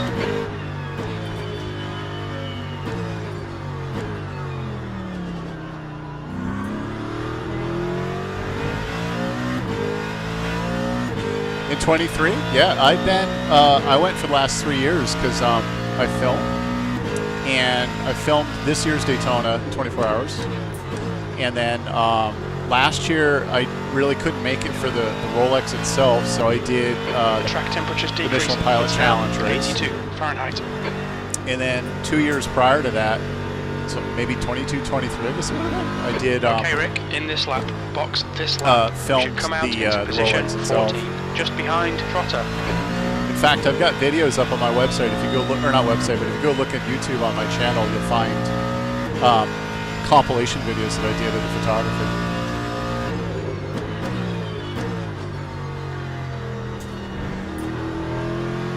All right, time to pit.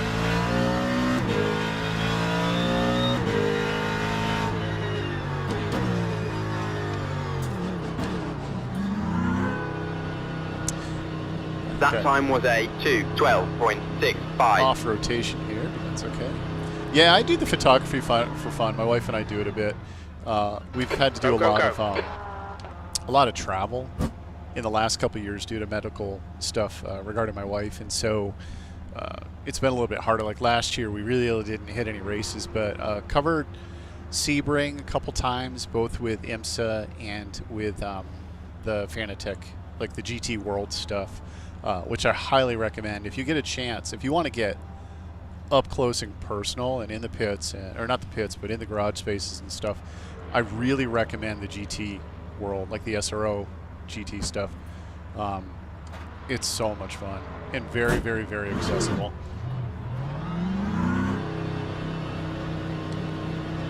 Cold tires.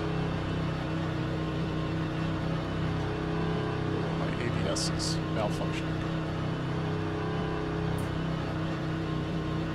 Your exit looks clear. Stay behind the line. Blue flag. You've got cold brakes all round. Be careful. I was trying to turn my ABS up and it wouldn't go.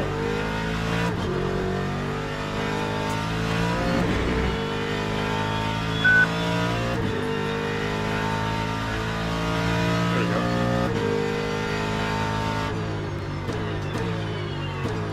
Try to take it a little bit easy on all this cold, new newness. Yeah, check it out. I take photos and video and set it to music. Because why not?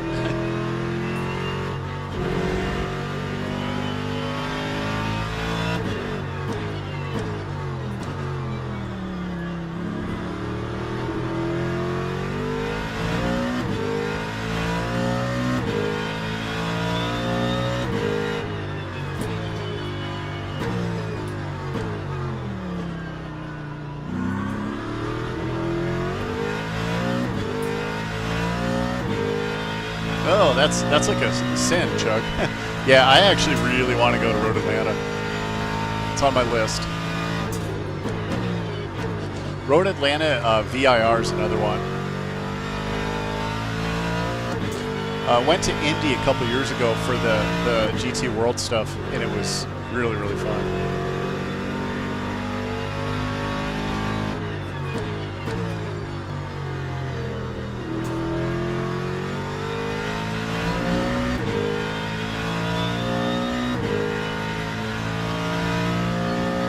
Yeah, Road Atlanta's cool. That's on my list.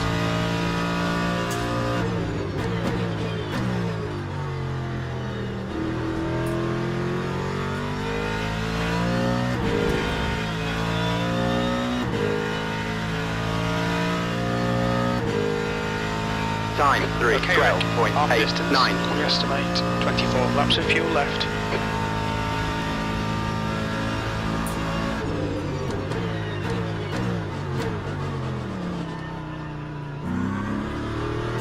New sneakers.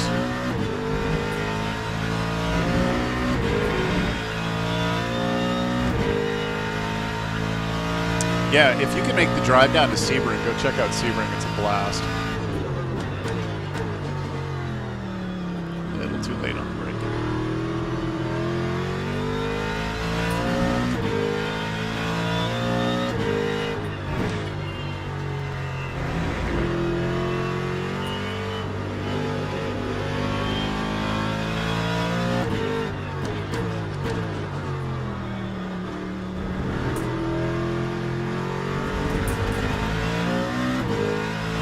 Sebring is a bucket list? Oh, you should totally do it.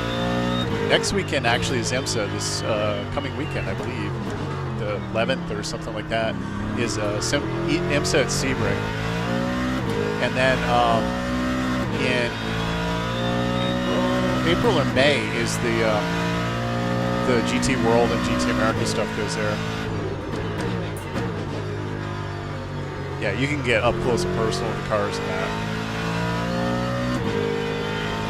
IMSA has a lot of people. As you notice by going to Daytona, it's a lot of bodies.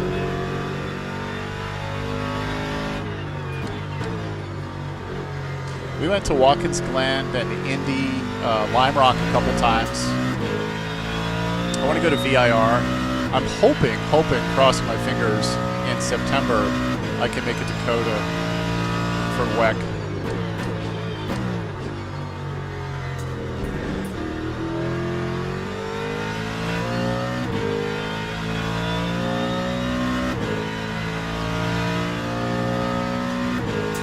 Lap 2:08.93.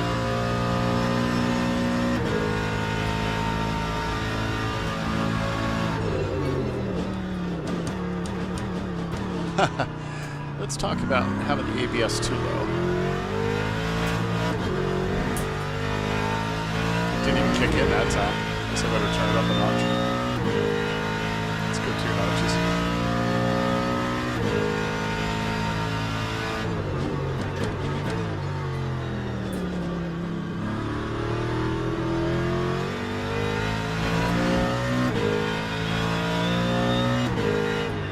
Yeah, Petit Le Mans would be great. Watch out for the spiders. I hear there's a lot of spiders there at that time of year. I saw pictures and they were terrifying.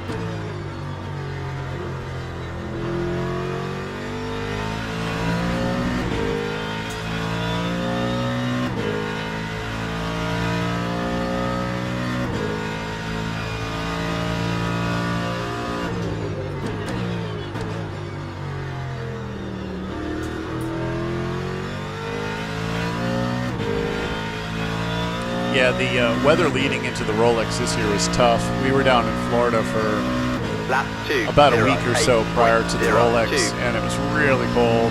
We were at Disney for a few days, and it was like 45 and rainy.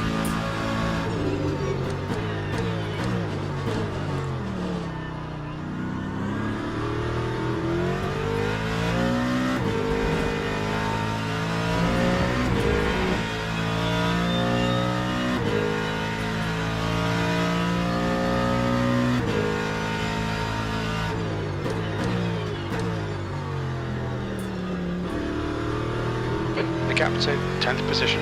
Behind is now 4.8 seconds. 1 lap ahead.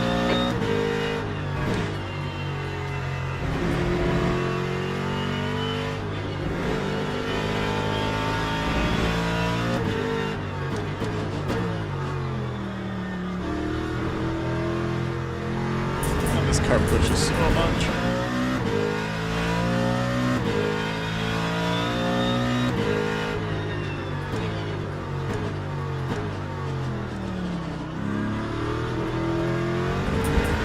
Maybe I should have raced the Porsche.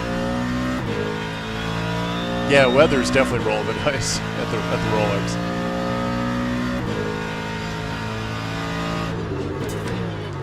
You know, a friend of mine lives in New Orleans, and he got, like, I want to say it was over a foot of snow the days leading up to that.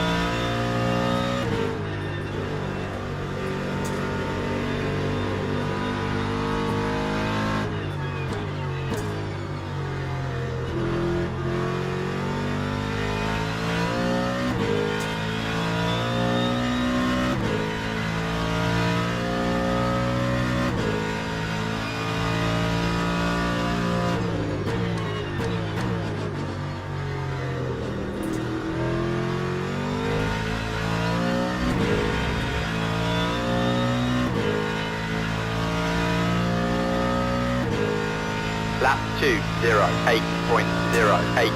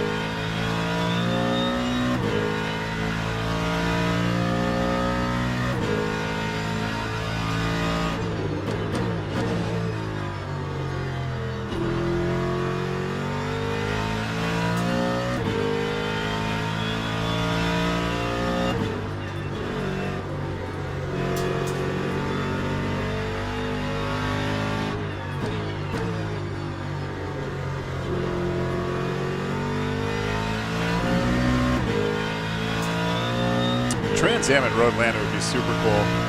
I've come a couple times close to going down to Lime Rock to see that. Kind of bummed with Lime Rock, they're not going to have really IMSA there anymore, which kind of sucks. But so that was the closest thing for me, other than Watkins Glen. That time was a 2:07.92. Lime Rock's just small.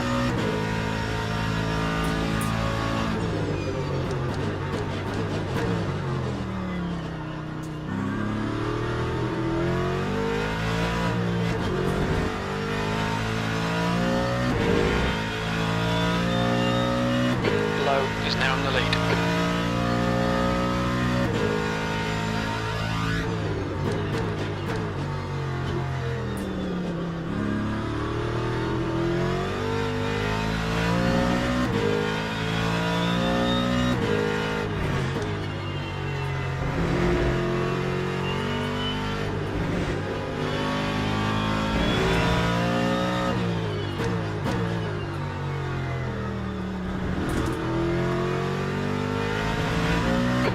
to P10. Behind is now 2.9. 1 lap ahead. I have a feeling this P10 car behind me is the jackass that killed me. That was a horrible car. He did the same thing.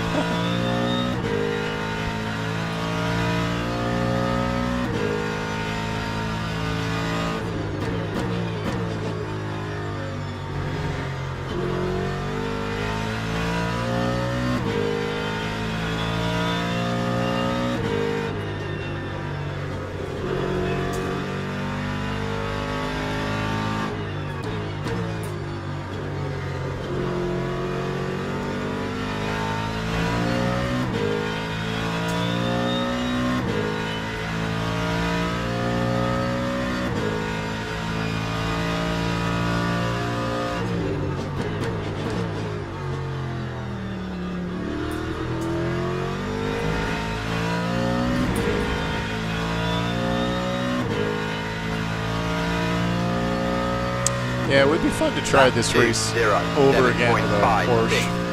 I almost did the Aston Martin. The track temperature is decreasing. It's now 78 Fahrenheit.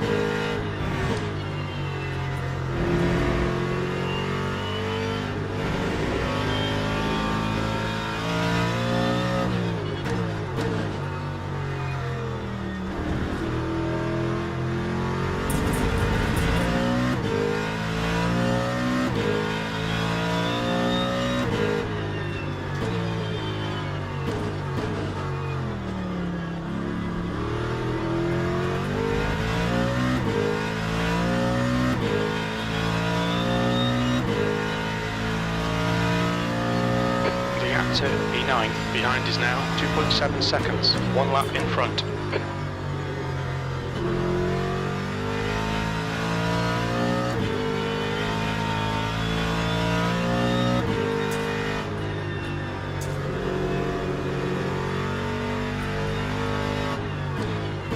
Shopping tickets to what? To fly or for what? For a race?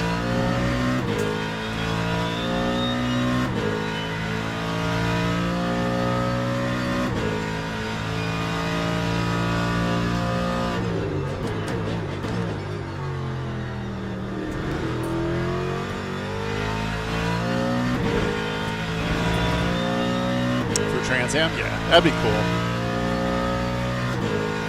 Time 2:07.02.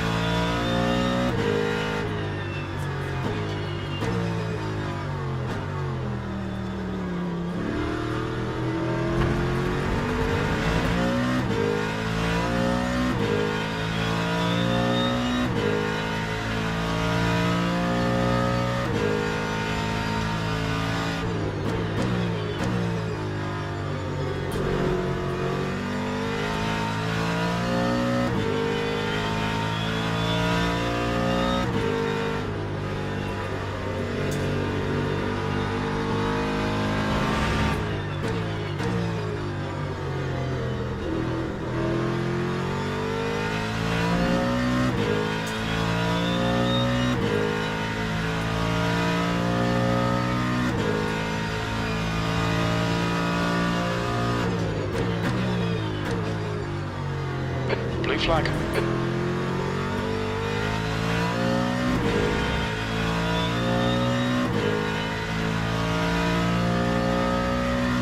The captain. That time was a Behind us now. 2:07.17. 1 lap ahead.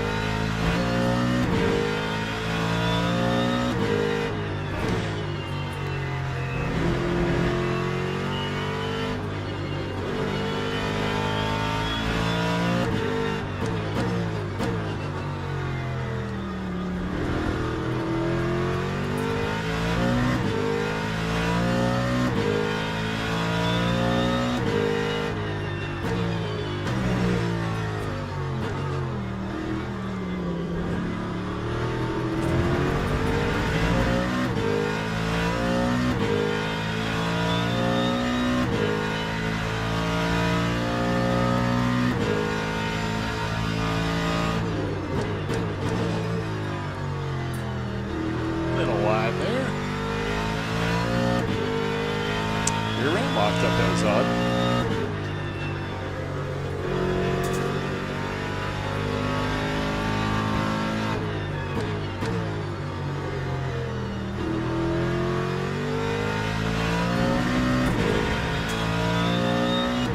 Getting a sense of deja vu here, because I'm pretty sure this is the same jackass that killed me.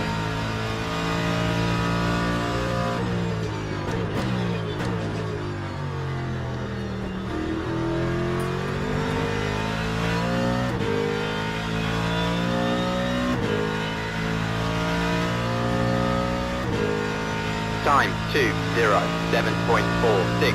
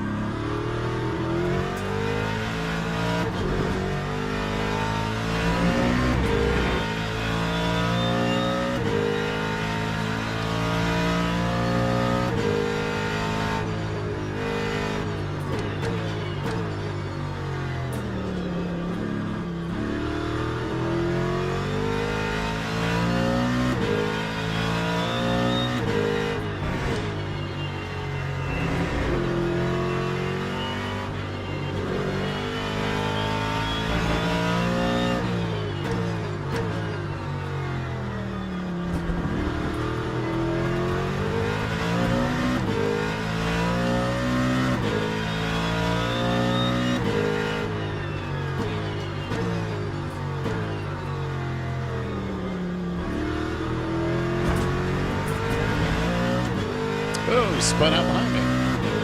It's going to let him go by. We think Antonini has binned it. Green flag, sector 2.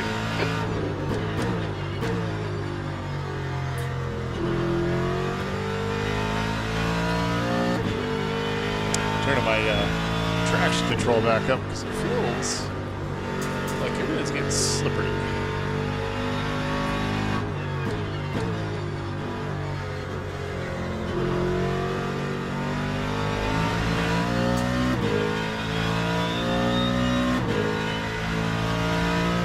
Yeah, 2 tickets, $70 is pretty affordable.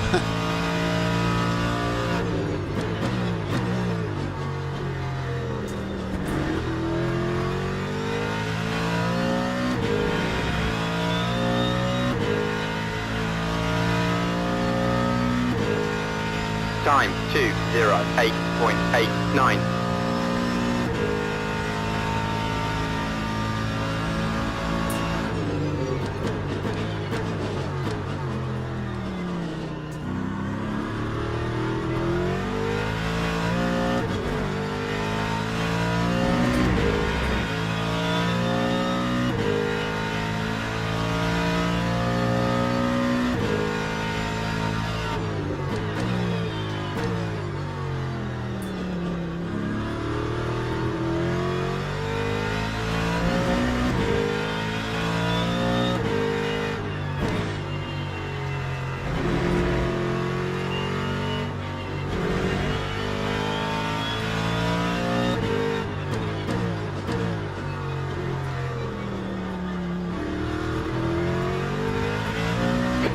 Gap to P1 behind is now 4.2. 2 laps ahead.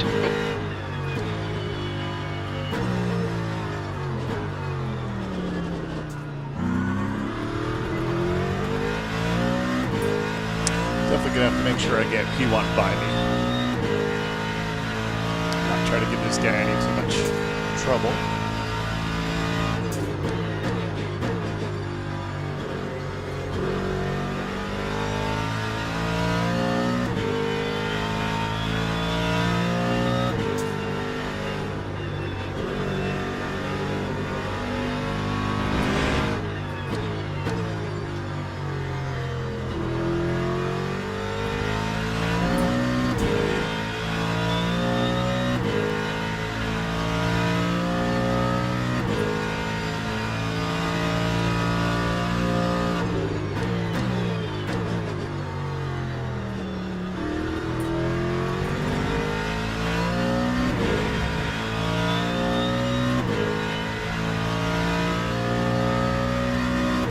That time was a 2:08.05.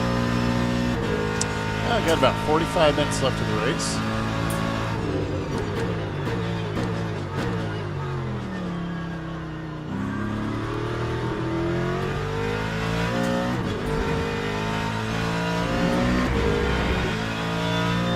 Definitely will be one more pit stop.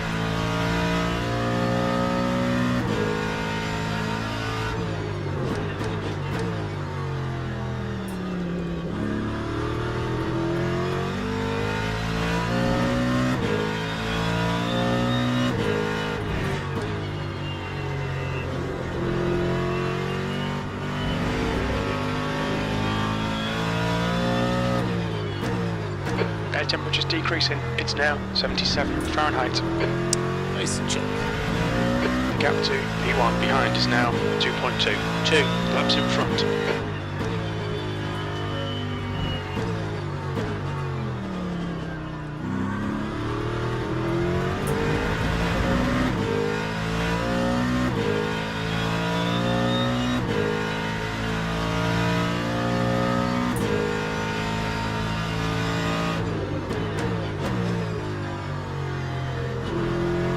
Blue flag.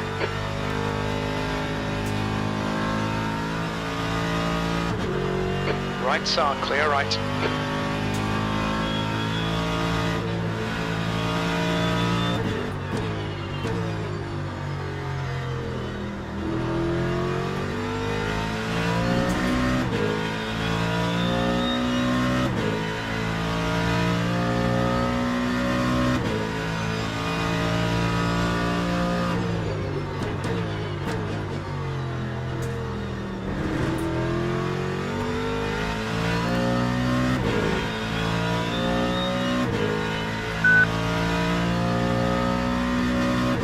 That time was a 2:09.35.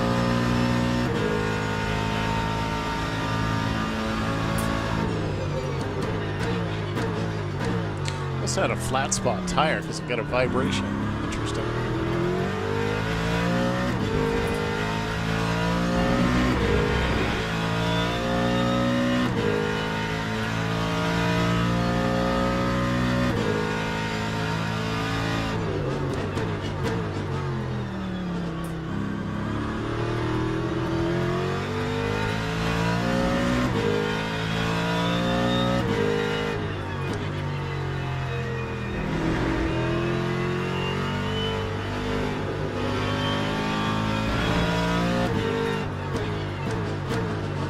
Trying to see where this guy's lines are, but it feels like the lines he's taking are slower, but obviously they're faster because he's the race leader.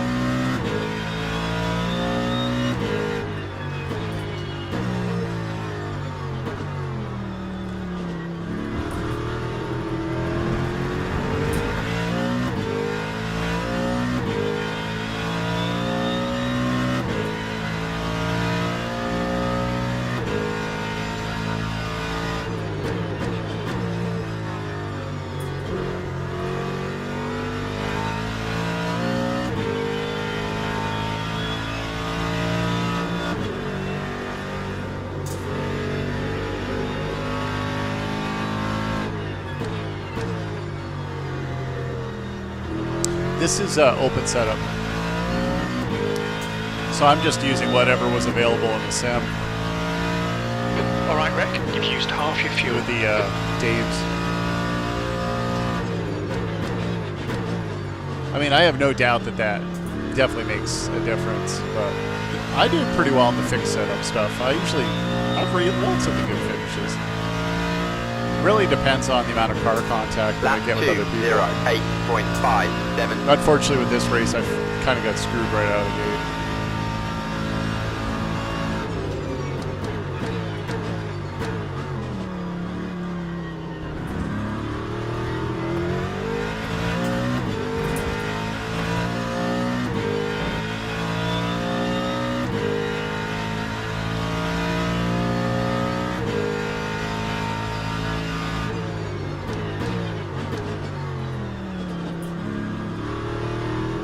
The gap to P8 behind is now 4.8. 1 lap ahead. Well, in some cars, I mean, each car, it seems like it really depends on the track. Some do really well in some, you know, just like in real life. Some do well in some places, some don't. I found that the Porsche did really well here in the Bahrain outer loop.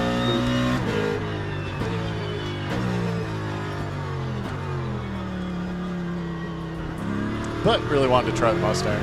And then the Ferrari's good everywhere.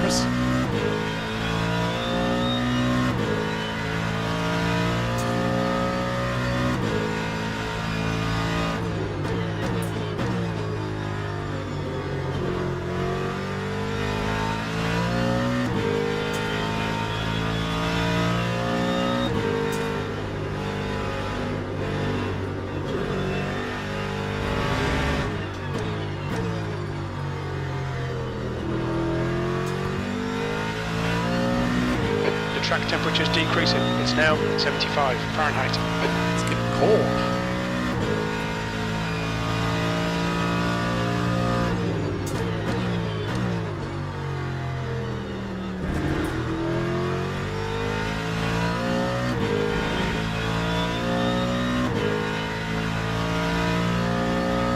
The vets are cool too. I just Time was 7.62. there's something about it though. They just Antonini is pitting from position felt like they 9. struggled We to think be he'll come out fast. close in front.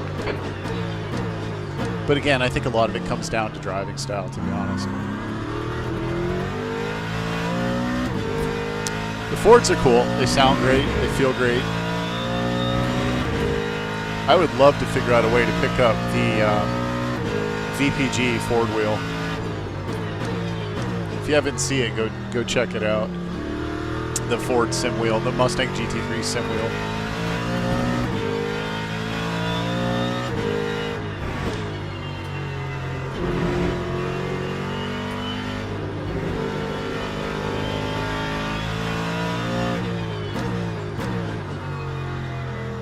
Yeah, hashtag America. Yeah, the vets are cool. The gap to 8th place. Behind is now 3.0. 1 lap in front.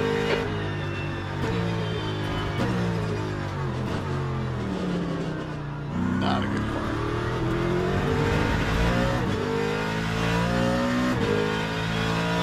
Yeah, maybe I have to try to give the vet a try again.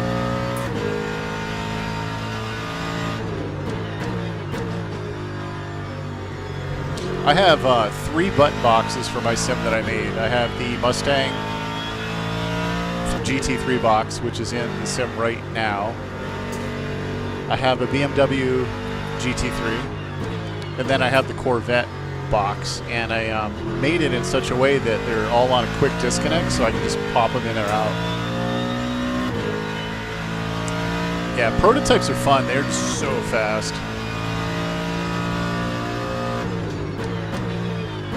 Blue flag.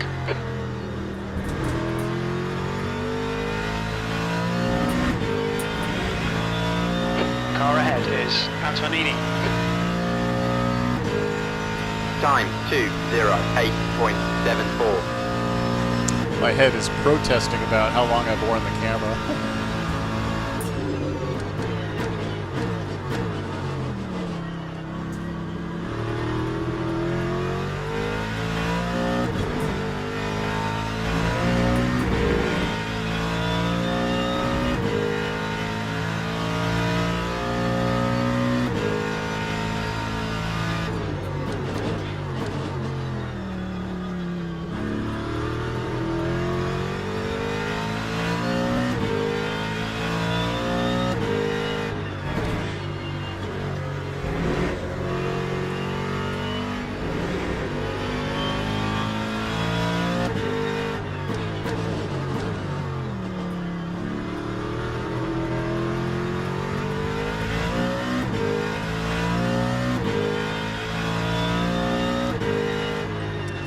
this guy by after this.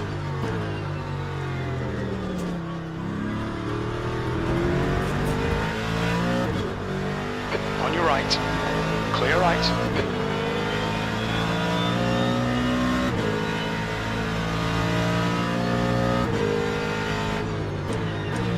It's one thing I believe in. I try not to screw up other people's races if I can help it. Unless there's somebody that screwed mine up, and then I might repay the favor. Incident in Sector 3. Sector 3 is yellow. We think that Garke and Laurent have gone off. 2 guys went off. Probably up here.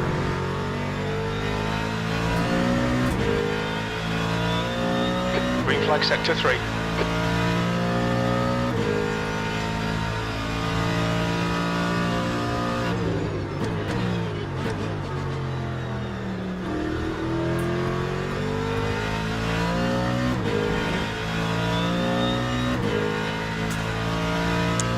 Laps of fuel. So what am I Time averaging about 20 minutes? 9.17. I have to conserve a little bit.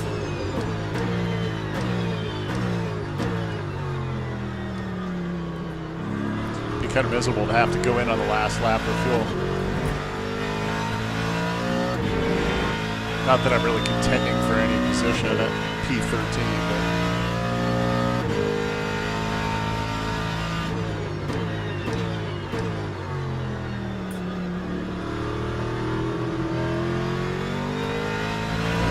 it'd be nice if they did chug.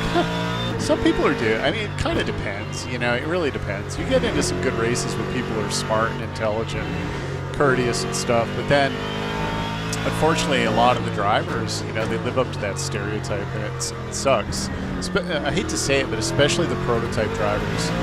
They have the prototype drivers, especially the GTPs, have this like entitlement mentality where like they want you to get the hell out of the way. You know, even, you know, in this race, like, I got blue flags. Okay. I'm not going to hold anybody up. I'm totally not going to hold you up. But you have to make a move to get by me. I'm not going to just give it up. As, you know, I'm racing here too, and I'm trying to make back some of my time due to the BS that happened on the first 2 laps. But I'm not going to hinder you, and I'm going to make every move to try to allow you to be, you know, to have a good race, because it's not your fault that somebody else took me out. Additionally, too, I find that if you're courteous to people like that, and, you know, if you realize, look, I know I'm slower than you, and maybe I can learn from you too. I can follow you for a bit, follow your lines, maybe draft on you a little bit. You know, then I learned something out of it. If I know I'm not in contention with you, I'm going to try to stay out of your way. Lap 2, 0. The problem, I think, 9, 0. too, is that you get the drivers that, like, oh, you're a lap down. GTFO, you know, get out of my way. I'm coming through. You peon. You know, I'm faster than you. Well, okay. But if you make a boneheaded move, guess what? You're going to take us both out. And then we both lose. And I'm already behind you, so really you're going to get screwed bigger than I am.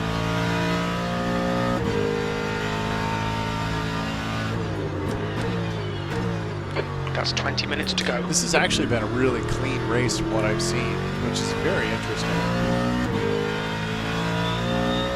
But it's also not a terribly large split, and there's no prototypes, which kind of blows a little bit. I would much rather have seen them. Well, and like, you know, the incident that happened at the beginning of this race, you know, there was no call for it, there was no need for it. You know, you lost a spot early on, and you were hell-bent on getting it back, and you took me out. And in return, too, if you're really that much faster, you would have gone by me, and you probably would have caught up. But now you're going to be stuck at P9, 10, wherever you're at now, where maybe you could have contended for the front.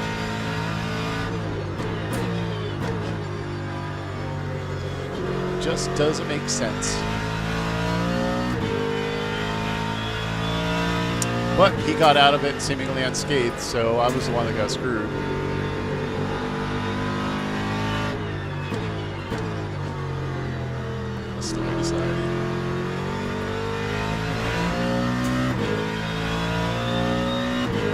Well, and to your point, Chug, that's the thing, is everybody, like, they pile drive that first corner and turn it into a parking lot, which is crazy. And then everybody's like, oh, turn one death. Well, it doesn't have to be that way. I actually did a couple races at Long Beach on iRacing in IMSA, and I was amazed at how clean T1 was.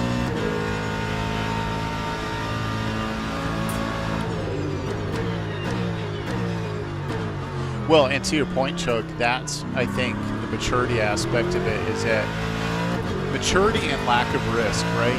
You know, if you're an idiot and you ruin your race or someone else's race in turn one, there's no repercussions, you know? You know, you're not going to get harmed. You're not going to lose a sponsor. You're not going to destroy a $500,000 car, you know? And you're not going to get banned.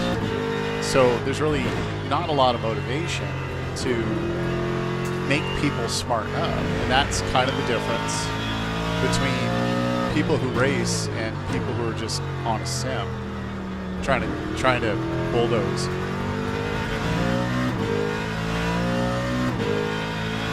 I mean, I know I'm not fast, but there's a reason that my safety rating is maxed out. It's because I'm smart. My challenge is developing fast. And it's hard to be fast. It's hard to get out of bronze when you get tool bags like this guy in the Mustang who decided to dive bomb. I lost a ton of rating early on with LMU purely just because the server dumping me off.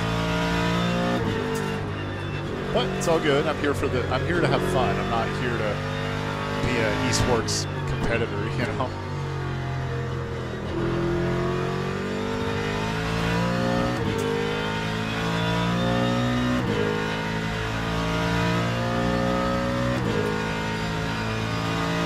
Seven laps.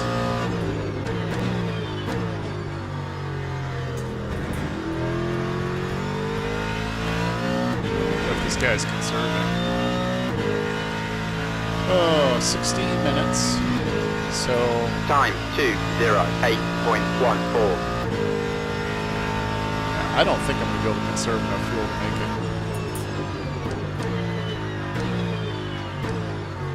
it. Plus I'm low weighting.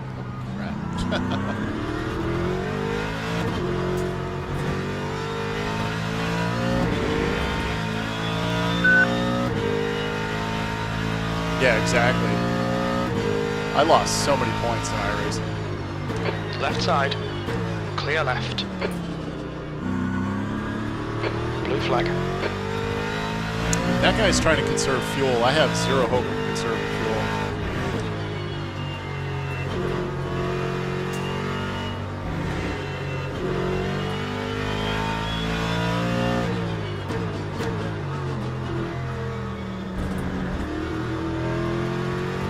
I'm no risk to him because he's a lap ahead of me.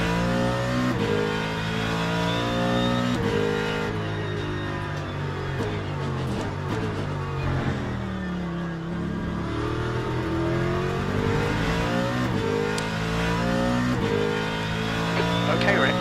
15 minutes left. That's 15 minutes. Nice and smooth with that throttle. Keep it balanced. I'm actually contemplating pulling in now, taking fuel now. I haven't really done my fuel strategy very well, but then again, this whole race has been a mess.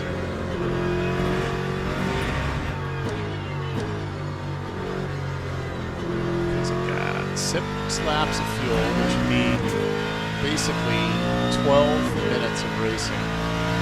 And I've got 14 minutes of race left, so I'm going to pit and take fuel.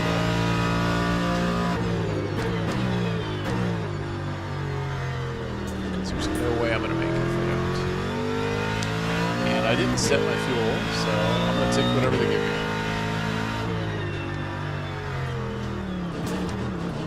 me. We expect to exit the pits in position Lap 30, immediately behind low. 2:12.78.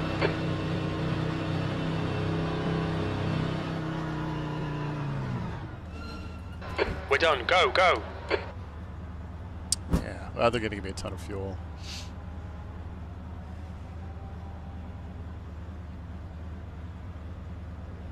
It's all good. Yeah, iRacing, I had some big runs. Like, I was just shy of like 1,700, and then I did a bunch of GT4 at Laguna Seca, and it was just ridiculous. The people driving like total morons, and ended up bleeding so many points. I started making it back this spring, or this winter, but... Alright, so I'm in P11.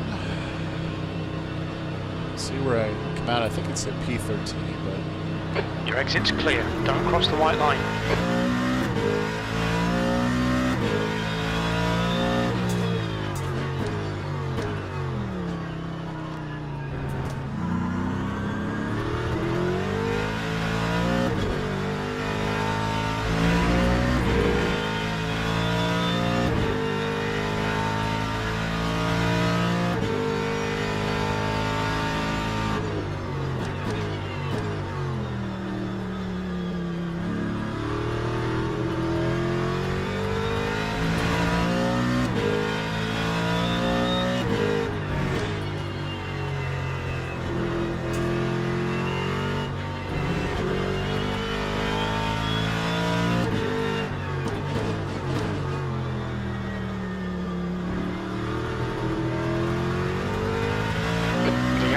P2 behind is now 2.0, 2 laps ahead.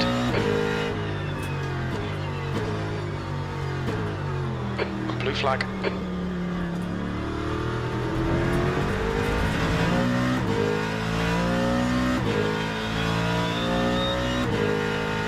Let this guy by. Car right, clear right. I'm on cold tires, and that guy's a lot faster than me, so I'm gonna let him go. I think he's P2, I'm not sure.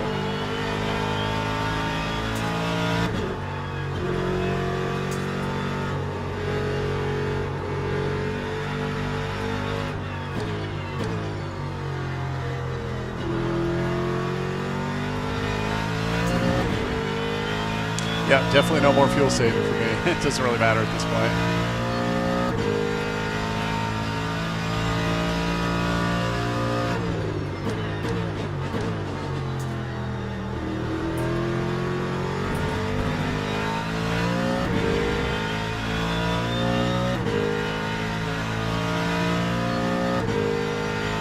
Lap 3, 0, 7.93.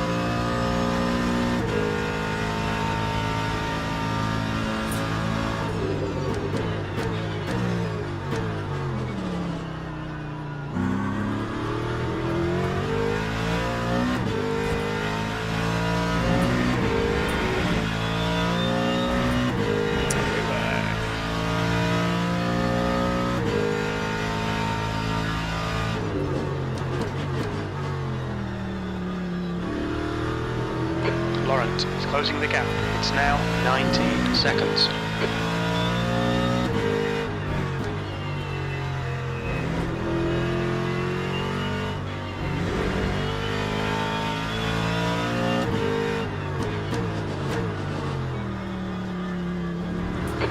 Minutes remaining, 10 minutes.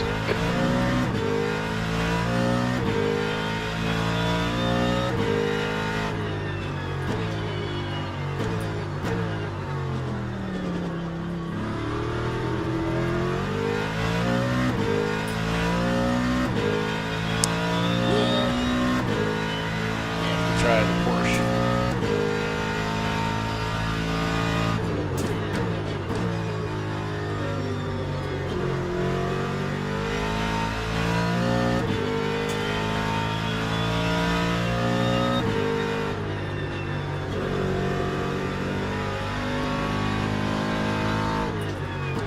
P11. I wonder if I'm actually P11 or... So I thought I was P13. So if I managed to gain 2 spots, that's a curiosity.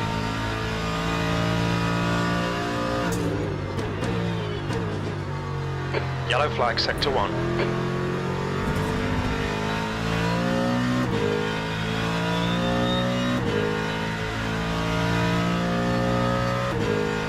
Lap 2, 0, 8.33.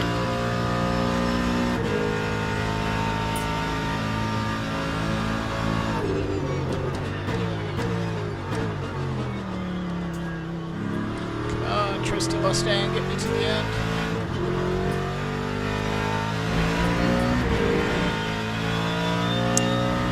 As long as it doesn't catch fire. I hear that happens.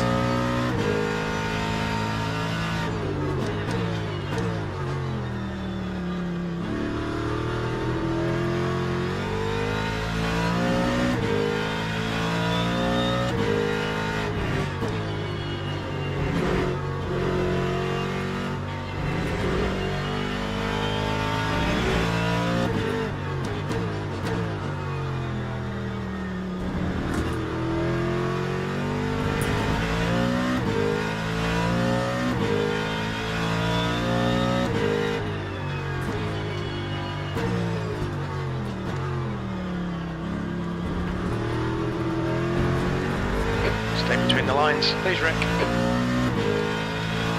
7 minutes. Looks like a lot of people DNF'd. Works for me.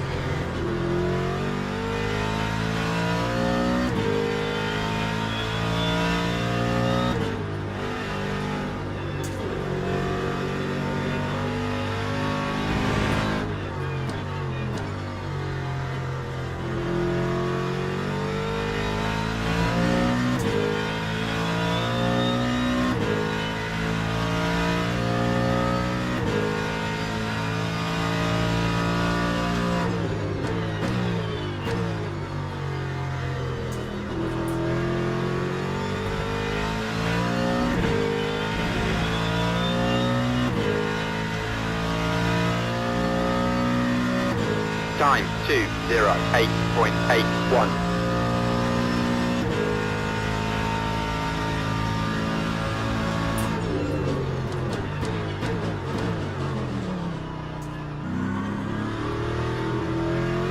The gap to Laurent behind is now 16 seconds.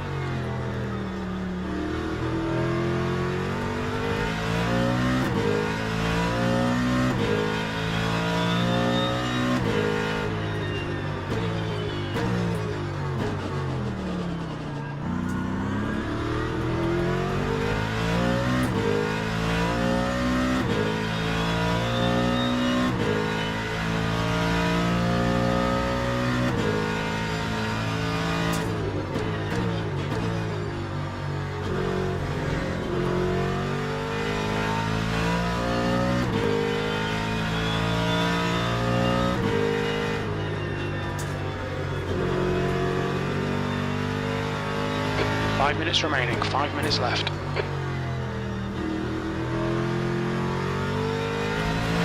5 minutes, so about 3 more laps. I took too much fuel. I could have been out even faster, but I didn't set it. My whole pit strategy was kind of screwed up anyways.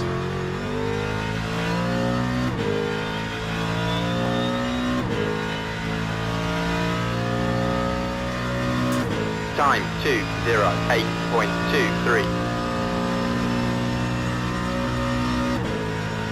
That guy in P1 doesn't have a whole lot of fuel. He said he was at 5% virtual fuel with 2 laps to go. I don't know about that.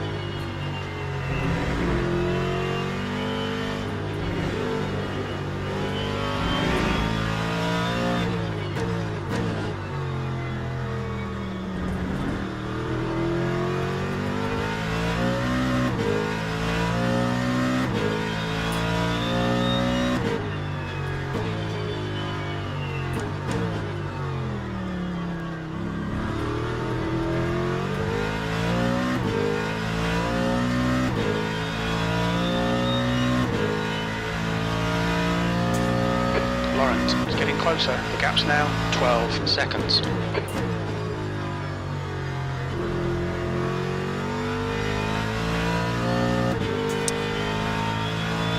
Down to it.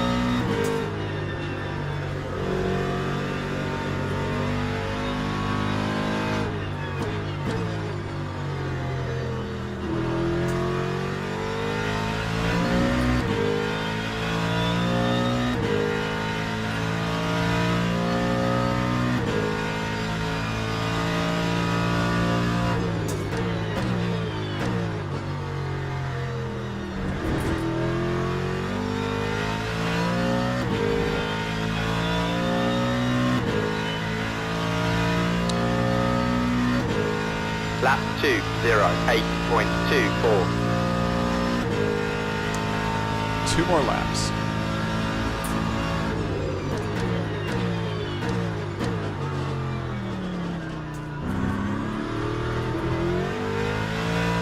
If I'm correct. So I think when I 32 minutes left. cross 2 that minutes. line, it's just over 1 full lap.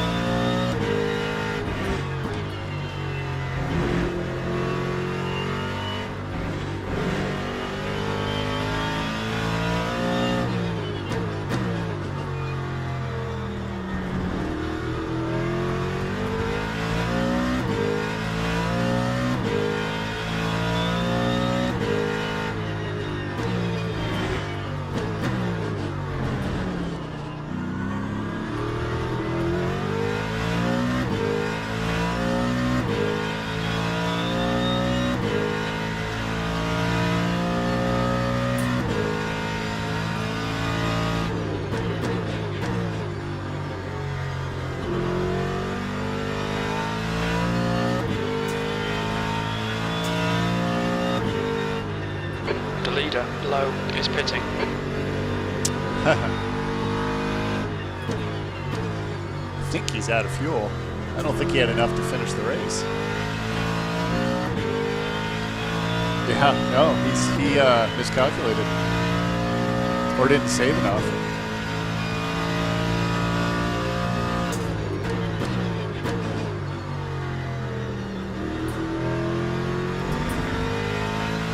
Well, remember I was looking and I was like, man, yeah, I don't know. Okay, Rick, as a car exits He had the pit, 5% turns up. That fuel. time was White a flag, 2:07.60. I wonder if he retained his place. I don't know. Yeah, no, he was going into like the last few minutes with only 5% fuel, and I was like, I don't know, man. I don't think he got enough.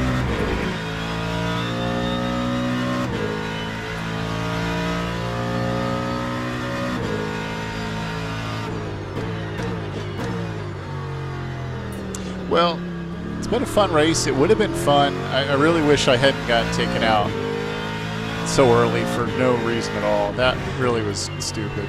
But I'll take a P11 after all that. You know, could have been a lot worse.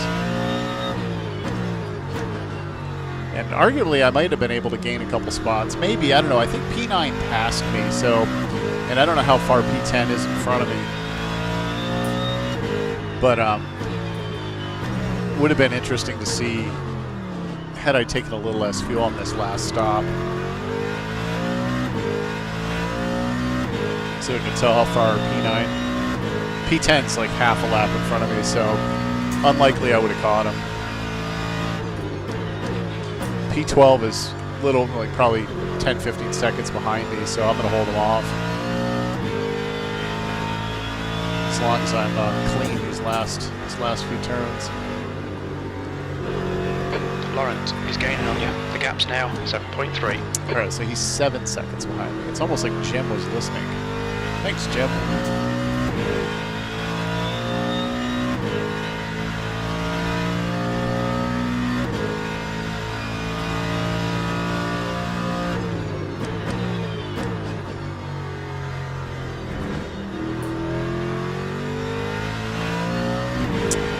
That's all she wrote. P11, not bad. I mean, consider. P11. Okay, we're done. Jim sounds okay, stop requested. very disappointed. I'm sure I'll lose a bunch of points. Get out the way here.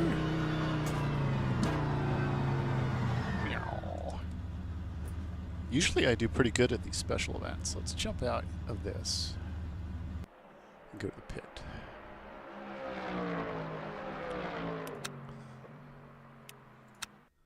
Okay. We are going to watch the replay. I want to see what happened when I lost my wing.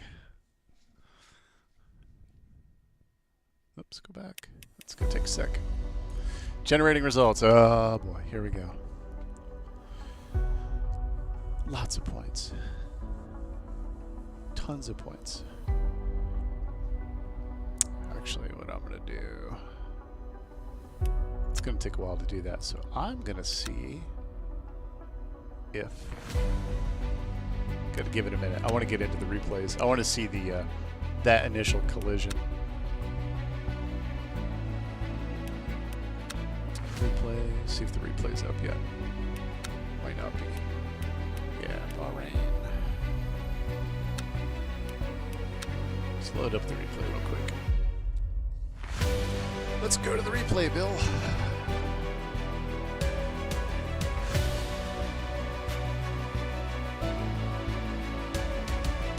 Listen to some epic music.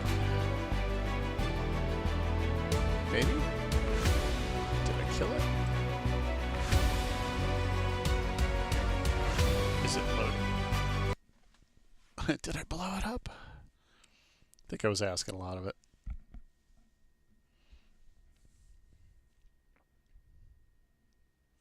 Let us watch the carnage for a moment. That was actually, you know, I'll give it to it though, like, I don't know, there was what, 18, 20 cars or whatever. That was a pretty clean race, all things considered. So, all right, let me, I gotta move my dash here so I can actually see what the hell I'm doing. Let's go to speed along through this.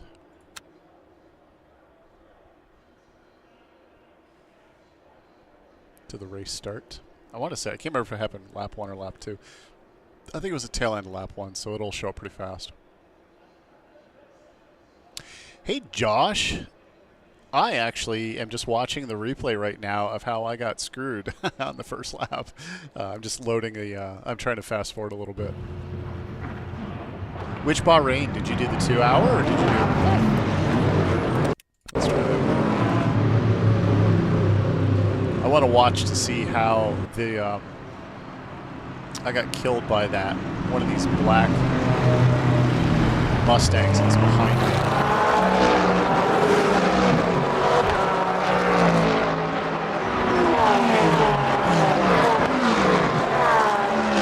Curious to see what happened. Oh, the 40-minute? Yeah, I just did the 2 hour endurance. It was fun. It was long.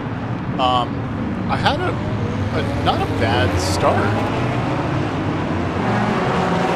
wonder if it's that guy right there next to me. I have the yellow car. I wonder if it's that car right there that's all bent out of shape.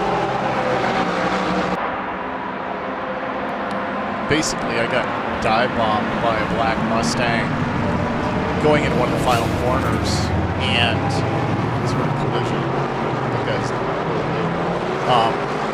Yeah, I'm betting it's a guy right behind me. He dive bombed me and I lost the wing and didn't know it.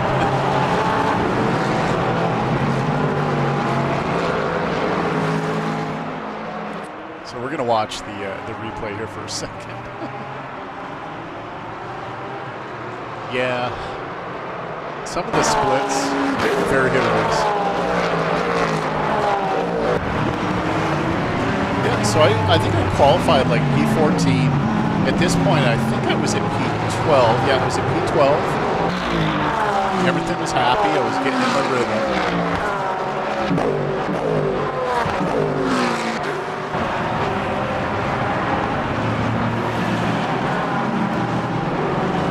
Might have to do another race tonight, though. I don't know if I'll stream it, but I may have to.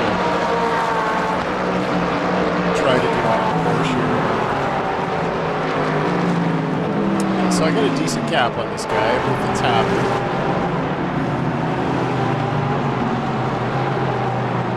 Oh, geez, that sucks, Josh. Yeah, my quality in this was not great, but I was happy with it. And I survived the start, had some good moves, was getting into my rhythm, and then I ended up getting dive bombed by this Mustang. It must be on this lap, later at this lap.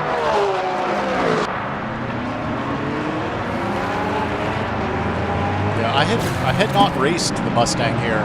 I had done the Porsche, and on the outer loop, and the Porsche was great.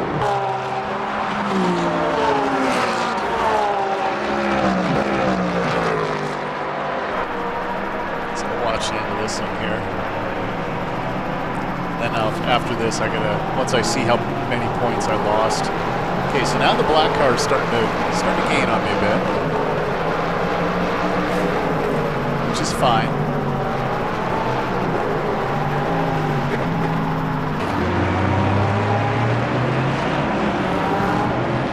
No, and that's the thing, is everybody seems to think, Josh, they're going to win in the first couple corners, and they're going to take these big, epic risks that screw somebody. Okay, so he's on the outside.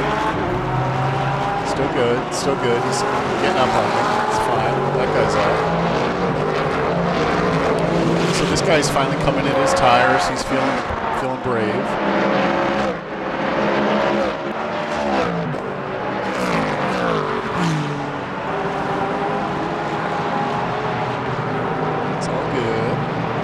Everybody's playing nice, although I did see a few people who got stuffed.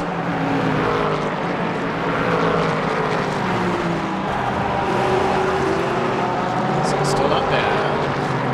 And it should be coming up here at the end of this straight. So he's got a run on me. And maybe at the end of this I'll be the one that's at fault. Let's see. So he's got a run. Snaps to the inside. Dives in. Yep. Okay, so you know what? That was totally my fault. Go back there. Yep. I mean, there's no way. So I'm going to pause it here for a minute, and I'm going to say, yep, that was totally my fault.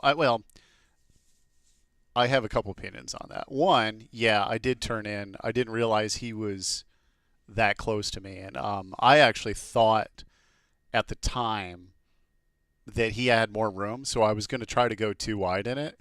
So we're going to watch the replay on this. I'm going to watch it in slow motion to see if he actually had enough room, and it's just a case of too many cars in the same space at the same time. I want to watch it. Okay, so we're going to watch it. I'm going to mute it so it's not super loud. So let's see where we're at. So he's diving in. I do recall, I remember he was there, and I remember thinking, I'm going to go a bit wide, and I'm going to give this guy some room. So likely, let's think about this for a minute. So my apex point here, I did this in a way that I was going to try to give him enough line. And I suspect that he was coming in so hard on the binders, I can see his brakes are on, that he was so hard on those brakes that he was not going to make that corner well anyways, or he was probably going to push deep. I'm kind of watching. Because he's hot at this point. I've actually already started to turn in. I thought I'd given him enough room. So... And in truth, I think he would have had enough room. So, all right. So maybe my bad. He did get the inside line. I know from my perspective, it was definitely a dive bomb from the cockpit. And then we collide. My wing departs. Yeah, because at this point, he's turned into me hard. Like his left nose is right in there hard. And again, I don't think he was going to make this corner without pushing wide. I guess the smarter thing for me that I should have done in hindsight, let's use this as a learning experience and see if I can use my mouse. So I think what it might have been smarter is if I stayed intentionally wide and undershot him and allowed him to push deep. But I genuinely thought there was enough room there. And I don't have I usually use an Xbox controller to use control cameras, but I don't have that right here hooked up.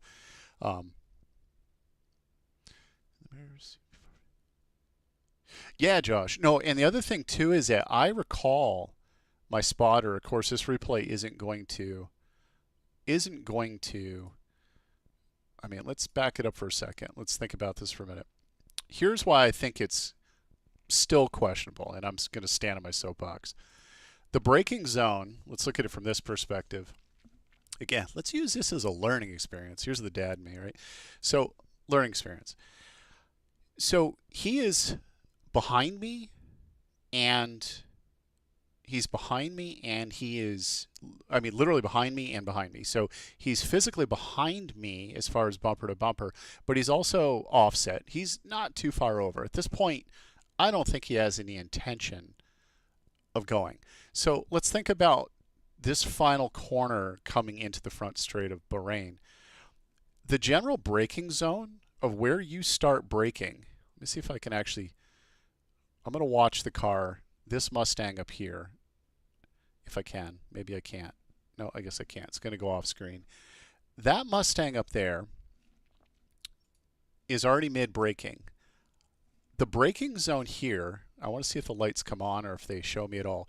The braking zone for this corner is right there, okay? So my lights are on, his are off. The braking zone is generally from about 150, at least from what I can tell, from about 150 to 100, usually about probably 125. I've seen people on hot tires, not a lap and a half in, push it to roughly about as this line, okay? This line is generally where people who are really good at the braking and have their cars set up well and they're on hot tires seem to be braking. So me, where did I start braking? Does it show? Yep, bam. Okay. So I start braking at probably about the 130 mark. Braking. Okay, he has not broken yet. He broke slightly behind me. He started braking about, no, he broke at about the 130 as well.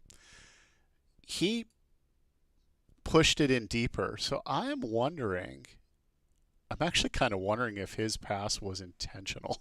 I'm wondering if he was locked up on the ABS and just had no other choice but to stick it because the car was plowing. Now, again, learning opportunity here. He's definitely inside. That's not the ideal line. That is a dive bomb line. But then again, let's assume for a minute that this guy,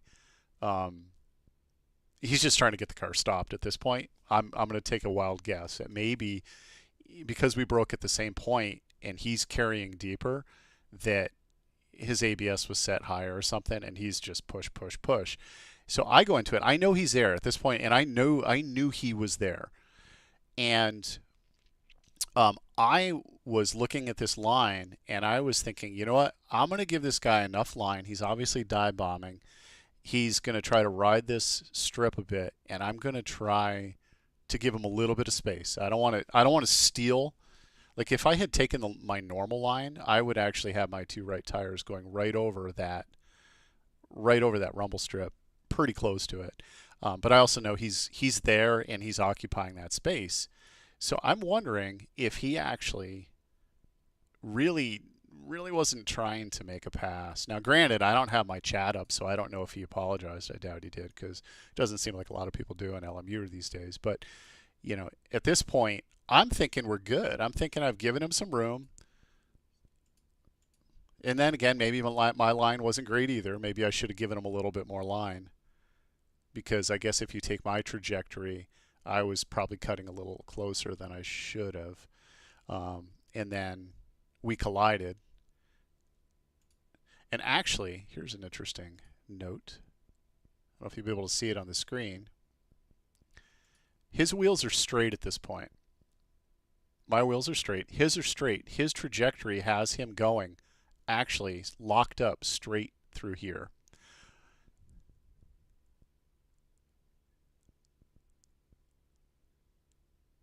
No, I agree with you. I probably should have given more space. And honestly, in hindsight, probably what I should have done, albeit I didn't realize he was that deep and that fast.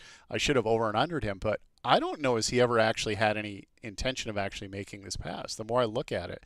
Because his braking was the same as mine. He was behind me. He plowed well into the side of me. So either he broke less or his ABS was set higher. I guess I could probably look at his cockpit view, but looking at it from this point, look at his wheels. I don't know if you can see it, his wheels are pointed straight. So if you look at his trajectory, he's not even going to make this corner without more effort. Like, he is going to go straight through the corner because I'm watching his wheels are dead straight. And now watch the wheels. All of a sudden when he realizes he's not going to make this corner and that we're probably going to collide, he reefs on these wheels and turns them. We'll go slow-mo right here. So now you can actually see he's plowing on those wheels. He's straight, straight, straight, and all of a sudden now he's plowing right there. He's actually, you know, the car is understeering at that point. And then we collided. Whoops. And then my wing left. And then my wing flew off. So here's the funny part. I didn't know. Yeah, and I have not tried the BMW here. But at this point, he's trying to turn. You can see his wheels cranked. We're slamming into each other. I didn't realize I'd lost my wing. I think he came through generally unscathed. And at this point, the crew chief says, you've got quite a bit of damage. You're going to need to come in. But the car didn't, like, my steering was straight. Nothing seemed weird. So now we're going to go forward a bit. And I flash at him because I'm mad because he did something. And so we're going to go into this corner. Yeah, so let's pause here for a minute. I didn't know I had no wing. So my bad. And I'm thinking at this point, okay, the car feels fine. I'm up on power. The steering is nice and straight, because usually it seems like an LMU when you have a collision and there's damage. You know, you'll end up with a wheel that's like at 30 degrees or something like that. You know there's something wrong. It's pulling or whatever. So at my mind at this point, I'm like, I've got damage, bodywork, might have to get it fixed, but the car feels okay. I'm just going to give it, I mean, I've already missed the pit entrance anyways, so what difference does it make? I'm going to try to make a lap. Here's where it gets spicy. So, okay.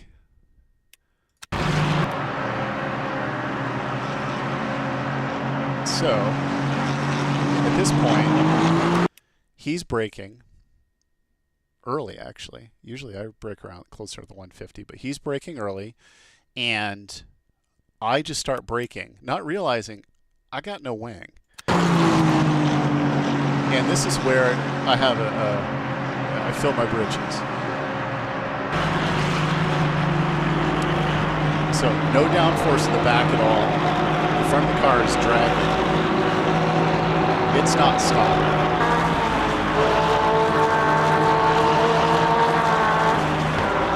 Turn that off. I go right off the side. I wanted to see if I hit him, because I was hoping I didn't. Oh, I killed the 50 marker. I pirouette next to him, make this really epic, graceful Swan Lake move. Am I going to go for a double? I'm going for a double pirouette. Very pretty. And the thing is, this guy probably thought I was trying to kill him or something, and I definitely wasn't. I was like, oh, my car's fine at this point. I went, what the hell was that? So, I nearly died. Made a kill. Oh, the 50 marker is still going. You can't see it on your screen, but it's going to go flying by me here in a second because somebody else punts it. Let's see if it rattles off my door. Bye, 50. Did it hit my car? Boing. Okay. So, that was fun. So now I get back out. Oh, no, it is pretty funny. I think it's hilarious in hindsight. I was like, what happened to my car? Like, I'm trying to figure out what, at this point, I'm trying to figure out what exactly made my car just depart all control. And I'm stupid, and I didn't remember, and it was actually somebody watching this earlier who pointed out to me that, oh yeah, you remember you got that button, you can actually see when the wing is missing now. And I'm like, oh yeah, but it gets better. So here I am trying to figure out, is it bodywork? And it happens again. I go through the high-speed S's here, does it again. And I'm like, what the hell is going on? At this point, I thought maybe there was a mechanic in the sim that had like uneven brake lockup or something weird like that was making it unstable, you know, under heavy braking. I want to say I go off 2 more times. Let's see. Oh, excuse me. I know I go off at least once more. And right now I'm being a little bit more cautious because I don't understand what's going on. But no, I agree, John. I think it's funny. I mean, in hindsight, I think it's pretty funny. I'm just glad I didn't hit the guy because, again, in hindsight, I don't think his overtake was intentional. I think it was panic. Additionally, my near murder was not intentional on my part either. I really did not intend for that to happen. It was definitely a brown short moment. So here you go. So coming around this, watch the rear end. Again, makes sense in hindsight, right? You know, the car's fast in a straight line, steering's good, everything feels good. And then as I start going around this corner, all the weight's down in the front, nothing holding the rear end down. I have no aerodynamic downforce in the back, and that butt just starts sliding, and you'll see it here in a moment. I get out here, plus probably got out on the marbles too, because again, the car's completely imbalanced. That rear end just starts coming. Next thing you know, I'm in a drift competition. Looks pretty cool in slow motion, but at the time, I could not figure out what the hell was going on. So pretty epic. And I just pulled off. I want to say I think another car goes by me in a minute. I was able to recover. At this point, I realized something more involved is wrong. I need to be a little bit smarter getting back to the pit. And so I slowed down quite a bit to try to give it, because again, like I said, I didn't know if it was something braking related or with the brakes, but no, it was entirely downforce. Yeah, so I stay over, let this guy get by me.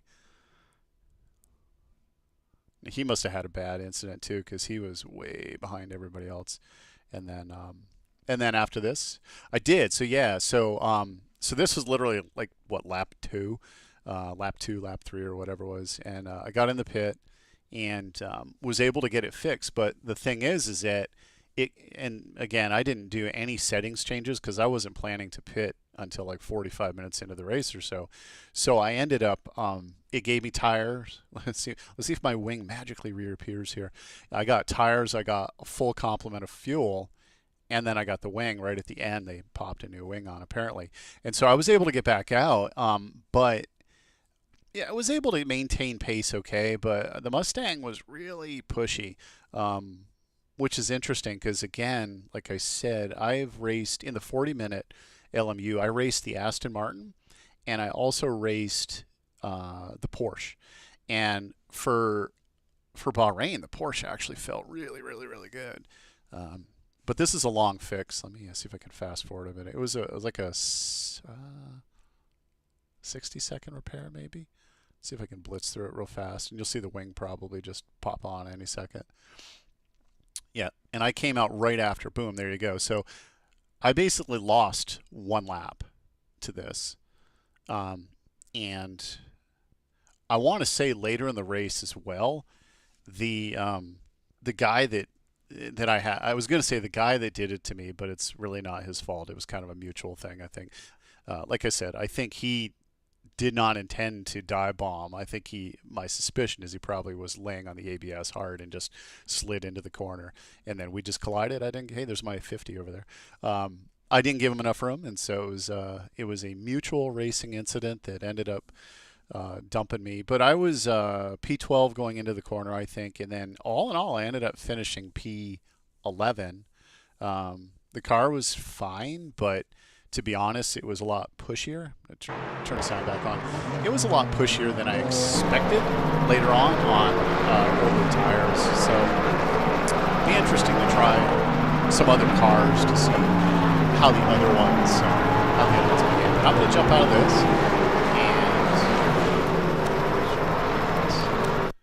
I'm going to jump out of this, and I'm going to go and see what the results ended up being. Go look at my profile. Boom. Yeah, see, I lost a ton there because I was midway through bronze. Let's see what it did to me. Because also this race is like triple points. Triple up, triple down. So, honestly, I don't know. I probably had whatever the default was, to be honest. Yeah, so I lost like 12% on that. Again, what's funny though is the safety rating didn't change, but it's not going to because it's maxed. I've lost a little safety rating a couple weeks ago, but it came right back up. But yep, so that's that. That is that. Race results. I'm curious who it was that killed me. I want to say it was, well, sorry, he didn't kill me. We had an incident. I'm guessing it was probably Antonino. But you live and learn, so all good. Alright, so I'm going to go back to online here. I'm going to turn off this epic music. And I'm going to go to change to chatting view.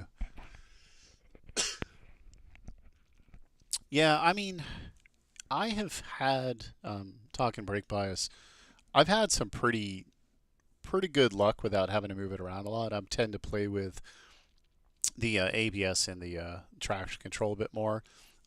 Still trying to figure out the new tire model a bit. Here, hold on a sec. Too much talking, but it's just every car is different, you know. And I've had a lot of fun with the Aston Martin lately. I tried the Porsche a couple days ago, and it was just give it a try if you haven't. Like the Porsche on the outer loop at Bahrain had so much nose authority that it was like, because the first race I did on the outer loop of Bahrain, I did in the Aston Martin, and it was a little bit scary. You just couldn't get the car to turn through the tight areas. Using 422, wow, that's crazy. That's low. Yeah, and you know it's funny because when I was racing the BMW before, I don't think I went like 6, maybe. I think like I really wasn't cranking it down that much, and it worked well. But now that the Mustangs come out, I've been trying to drive different cars. Like I did the McLaren a few weeks back or so, and it was fun. But I was really pleasantly surprised with the Porsche at both Fuji and Bahrain, in both of those in the fixed setups. But yeah, 422 for the Ford is low. I found in this, yeah, 544. Yeah, I found with the Ford, it was like, man, it was just getting squirrely. Have you tried like a longer race in the Ford, like a 2-hour race or something longer? It definitely, even with a second set of tires. Oh, maybe they didn't even change tires. Maybe I was running the same tires the whole time. I don't know. Unfortunately, I have my flagging display for this car blocks that, so it's hard to see. I wish I could move the menus around. I'd like to move that menu to a different screen so that I could see it without having it being blocked by the flagging display. Oh, it's Sebring. Yeah, and Sebring's a whole nother beast. Sebring's a blast. So yeah, I raced the Ford at Sebring too. But yeah, Chug, I'm gonna jump off too. I've actually got to get changed up, and I've got a bunch of homework to do. Next week is the end of my school semester, and I've got 2 large papers that I have to hand in by tomorrow night. It's Sunday night. Keep thinking today's Sunday. So I got to get out of here, grab some food, go back to writing about stuff, and get my papers in. But so Chug, good luck. Fun talking to you earlier. Good luck on your wheelbase hunting. Jump in some other time. Let me know what you bought. I would be very interested to hear your opinions of what you end up purchasing and racing. But definitely give LMU a try. I think you'll have a lot of fun with it. It's well worth the money, in my opinion. And Josh, thanks for coming, catching you right at the end. And I'm going to jump off and yeah, enjoy Chuck. But yeah, I'm going to jump off and I'm going to go yeah, well, maybe I will. See you in game. Yeah, you might. Most of my racing, you know, honestly, I do a lot of my racing in the evenings after like 7 o'clock. Most of the nights of the week. I usually try to, I mean, I really like the multi-class, but it's just so hard to get enough people to do multi-class in the evening here in the States. But with any doubt, you know, if I like the track, I'm going to be doing the fixed GT. But anyways, I'm going to jump off. I got to go be productive. So again, thanks everybody for coming. Thanks for hanging out. Thanks for BSing. Thanks for putting up with my commentary for what was a 2-hour race, and then probably another good half hour of dissecting how I nearly murdered somebody. It was fun. But anyways, again, thanks for coming. Please hit the like. Please leave a comment. Please subscribe. Love to see people around. It's been a lot of fun, and peace, and enjoy your weekend if I don't see you guys later.